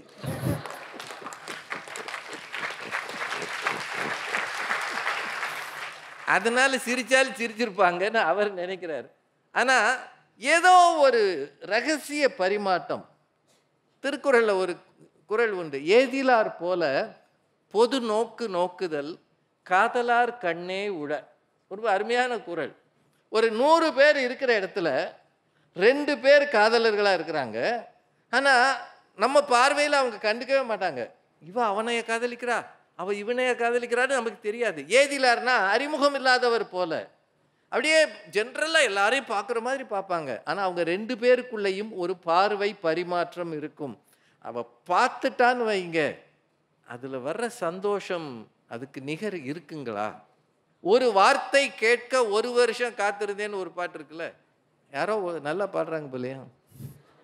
அப்படின்னா அவகிட்ட இருந்து அப்படின்ற ஒரு சம்மதம் வருவதற்கு அவன் கால் கடுக்க காத்திருக்கிறானே, அந்த சந்தோஷம்தான் காதல், அதுதான் மகிழ்ச்சி அப்படின்னு இவங்க 3 பேர் பேசுறதுல உண்மை இருக்கிறது. நீங்க ஒத்துக்கிறீங்களா இல்லையா?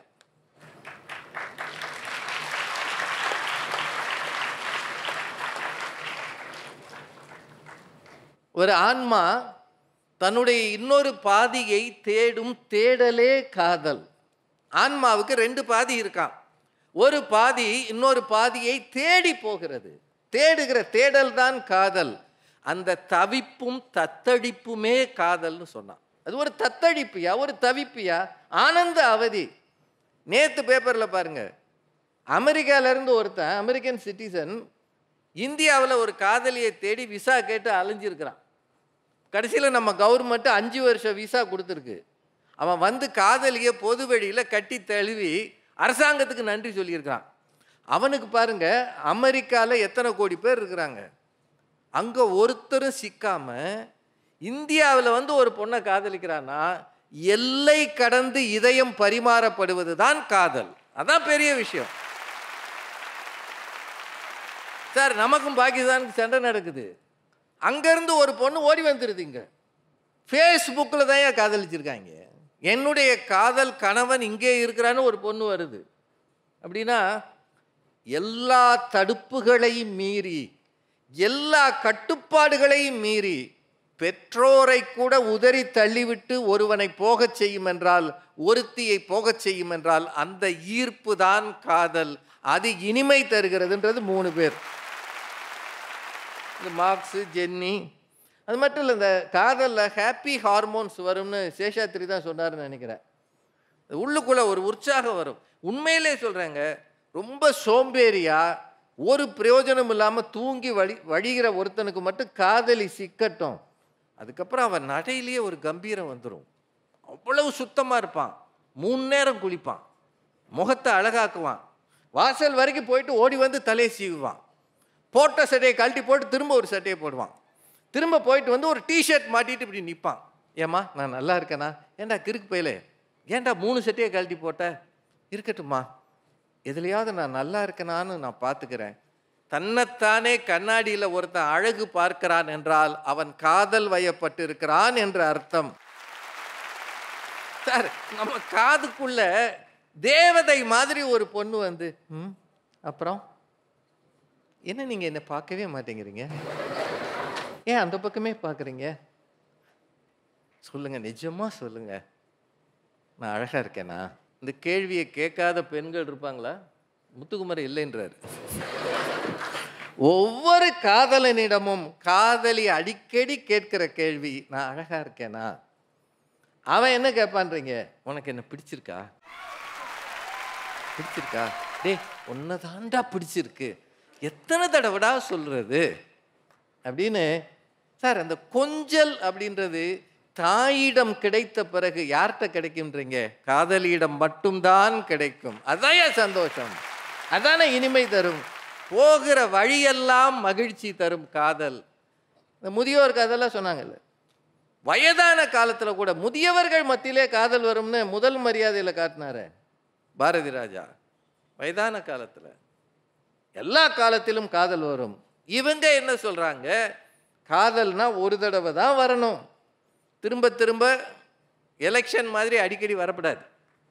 ஒரு கொடியில் ஒரு முறைதான் மலரும் மலர் அல்லவா, ஒரு மனதில் ஒரு முறைதான் வளரும் உறவல்லவா, அதுதான் காதல்னு. அது இன்னைக்கு இல்லைன்னு இவங்க சொல்றாங்க. என்னை பொறுத்த வரைக்கும் காதல் என்பது தெய்வீக அனுபவம்.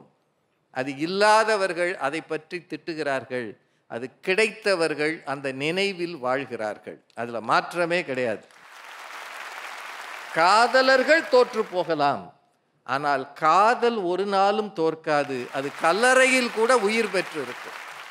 அப்படின்னா நட்பு, நான் ஏற்கனவே சொன்னேன், நண்பர்களை நாம சூஸ் பண்றோம், நாமே தேடி போறோம். இவங்க திரும்ப திரும்ப சொன்னாங்க, ஒருத்தரை தான் காதலிக்க முடியும், ஆனா 100 பேரை நண்பரை வச்சுக்க முடியும். நட்பு தகுதி பார்க்காது.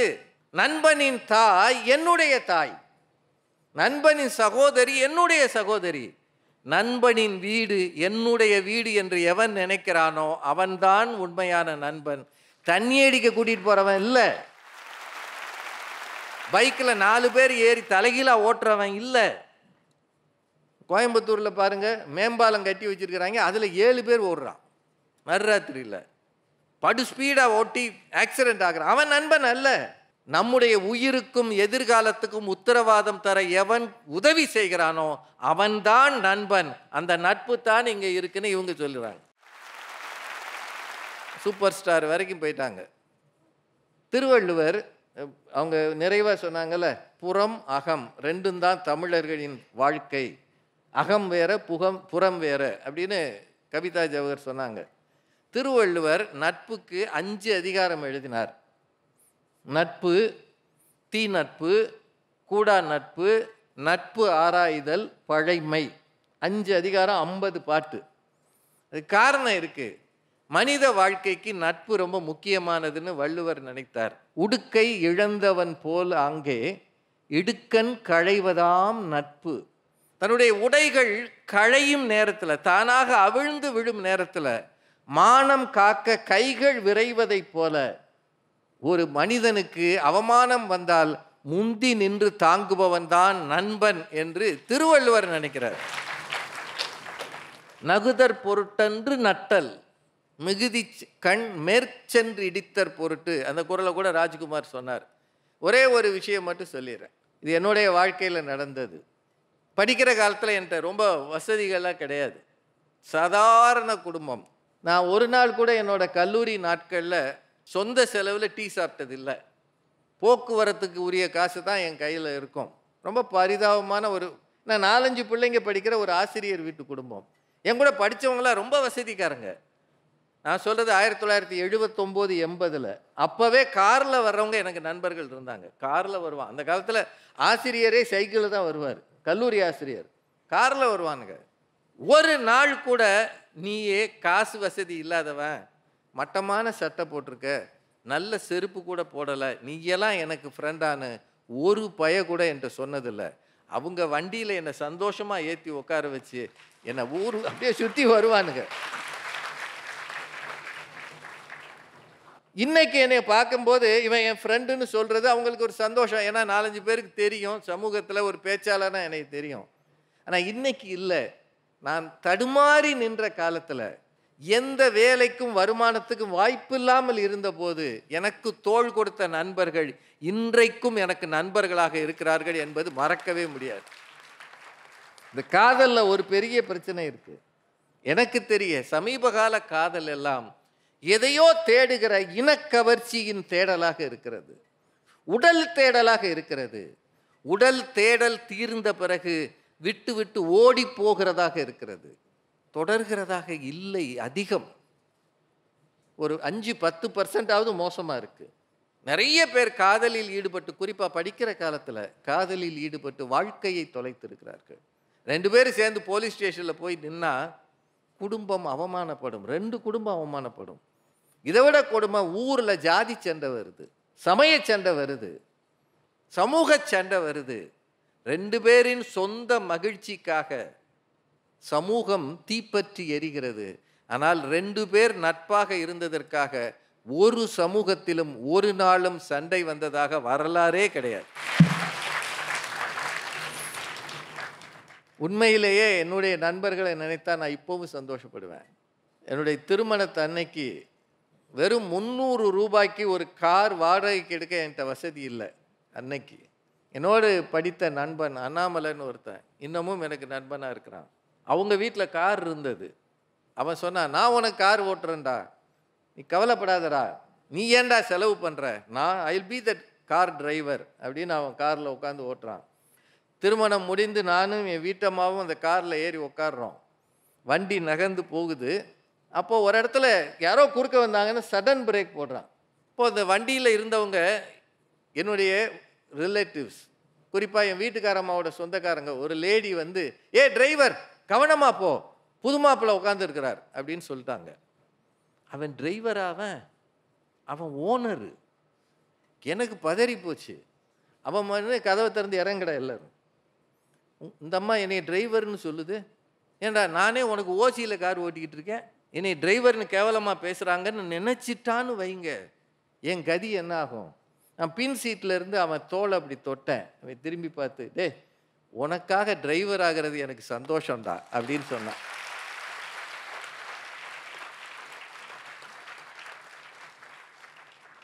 யார் செய்வான்றீங்க? காதலியை மட்டும் என்ன லூஸ் மாதிரி பேசுகிறேன்னு சொல்லி பாருங்க. நான் லூஸா? நீ லூஸு, உன் குடும்பமே லூஸு, உன்னை போய் காதலிச்சனே இப்போ தான் நான் லூஸு அப்படின்னு ஆரம்பிச்சிருவா. ஆனால் நண்பனை செல்லமாக திட்டுங்க, கோபமாக திட்டுங்க, கொஞ்ச நேரம் மூஞ்ச தூக்குவான், ஆனால் பின்னாடியே வந்துடுவான். டே என்னடா அவன் இயல்புடா, அவன் எப்போவுமே முசுடுடா, ஆனாலும் அவங்கிட்ட மனசில் ஒரு நட்பு இருக்குது அப்படின்னு தேடுறான் பாருங்க. அந்த நட்பு தான் வாழ்நாள் முழுக்க நினைத்து பார்க்கையில் மகிழ்ச்சி தருகிறது. காதலில் கவர்ச்சின்றது ஒன்று முன்னாடி இருக்குது, புற அழகுன்னு ஒரு முன்னாடி இருக்குது, ஏதோ ஒரு வகை எதிர்பார்ப்பு இருக்குது. இது எல்லாம் குறைய குறைய, என்னதான் முதியோர் காதல் பற்றி பேசினாலும் உள்ளுக்குள்ள டிஃபரன்சஸ் வருது. காலப்போக்கில் காதல் வற்றுகிறது. ஆனால் நட்பு தான் காலம் கடந்து வளர்கிறது. எது இனிமை சேர்க்கும்? வற்றுவது இனிமை சேர்க்குமா, வளர்கிறது இனிமை சேர்க்குமா என்றால் நம் தலைமுறை. இப்போ நம்மளே காதல் பண்ணியிருக்கோம்னு வைங்க, நம்ம பிள்ளைகள் பெருசான பிறகு நாங்கள் 2 பேரும் எப்படி லவ் பண்ணோம் தெரியுமா அப்படின்னு பிள்ளைகள் முன்னாடி பேச முடியுமா? கூச்சம் வரும். நாங்கள் 2 பேரும் எப்படி ஃப்ரெண்ட்ஸாக இருந்தோம் தெரியுமா? டேய், நாங்கள் ஊரெல்லாம் சுற்றி வந்தோம்டா, மாங்காய் பறிச்சோம்டா, தோட்டக்காரனுக்கு தெரியாமல் ஓடணும்டா, நைட்டு வீட்டுக்கு தெரியாமல் சினிமாவுக்கு போனோம்டா, சைக்கிளில் ட்ரிபிள்ஸ் மிதிச்சிருக்கோம்டா, முசிறியிலிருந்து குளித்தலை வரைக்கும் போயிருக்கோம்டா. அப்படியெல்லாம் சொல்லும்போது இதை விகசித்து பேசுவதில் இனிமை இருக்கிறது. காதல் என்பது வேகமாக தொடங்கி உற்சாகம் கொடுத்து எங்கோ காற்றுப்போன பலூனாக ஆகிறது. இதுதான் வாழ்நாளில் நிரந்தர இனிமை தருகிறது. எனக்கென்னவோ வாழ்வில் என்றென்றும் இனிமை சேர்ப்பது, எப்போதோ இனிமை சேர்ப்பது காதல், என்றென்றும் இனிமை சேர்ப்பது நட்பே என்று சொல்லி நல்ல நண்பர்களை தேர்ந்தெடுங்கள். உங்கள் வாழ்க்கையில் உயர்வை பெறுவீர்கள். அதற்கு இந்த MIT நிறுவனம் உங்களுக்கு வழி சமைக்கும் என்று சொல்லி சினி உலகம் பார்வையாளர்கள் எல்லாருக்கும் மீண்டும் தீபாவளி நல்வாழ்த்துக்களை சொல்லி நட்பே என்று தீர்ப்பு சொல்லி வணங்கி விடைபெறுகிறேன். நன்றி, வணக்கம். இந்த நிகழ்ச்சிக்கு டைட்டில் ஸ்பான்சர்ஸாக இருக்கக்கூடிய Poppy mattress, mattress for everyone என்று பெருமையோடு இந்த மண்ணிலே மிகச் சிறப்பாக வணிகம் செய்து வருகிற நிறுவனத்தின் சான்றோர்களே, அப்பவும் இப்பவும் எப்பவும் தி சென்னை சில்க்ஸ் மிகச் சிறப்பான ஆடைகளை மக்களுக்கு வழங்குகிற சென்னை சில்க்ஸ் நிறுவனத்து சான்றோர்களே, இடியாப்பத்துக்கு ஒரு மிஷின் மேடிக் என்கிற பெயரில் இடியாப்பம் வழங்குகிற உருவாக்குகிற மெஷின்களை இந்த மண்ணிலே வழங்குகிற நிறுவனத்து சான்றோர்களே, எல்லாரையும் அழகுபடுத்தி பார்ப்பதிலே ஆனந்தம் கொள்கிற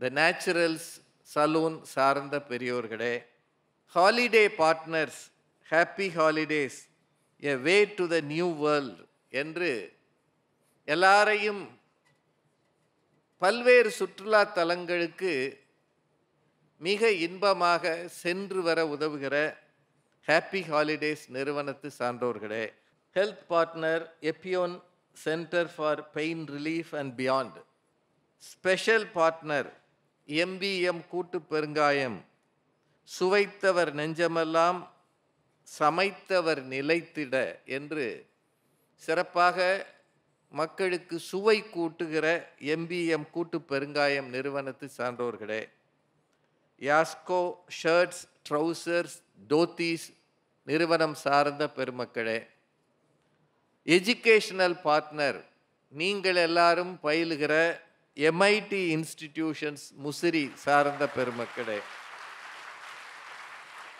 regional TV partner NTV your favourite HD channel சார்ந்த பெருமக்களே, இந்த நிகழ்ச்சிக்கு எங்களையெல்லாம் வரவழைத்து உங்களையும் எங்களையும் இணைத்து இருக்கக்கூடிய சினி உலகம் நண்பர்களே, அத்தனை பேருக்கும் மீண்டும் என் நன்றியை தெரிவித்துக் கொள்கிறேன்.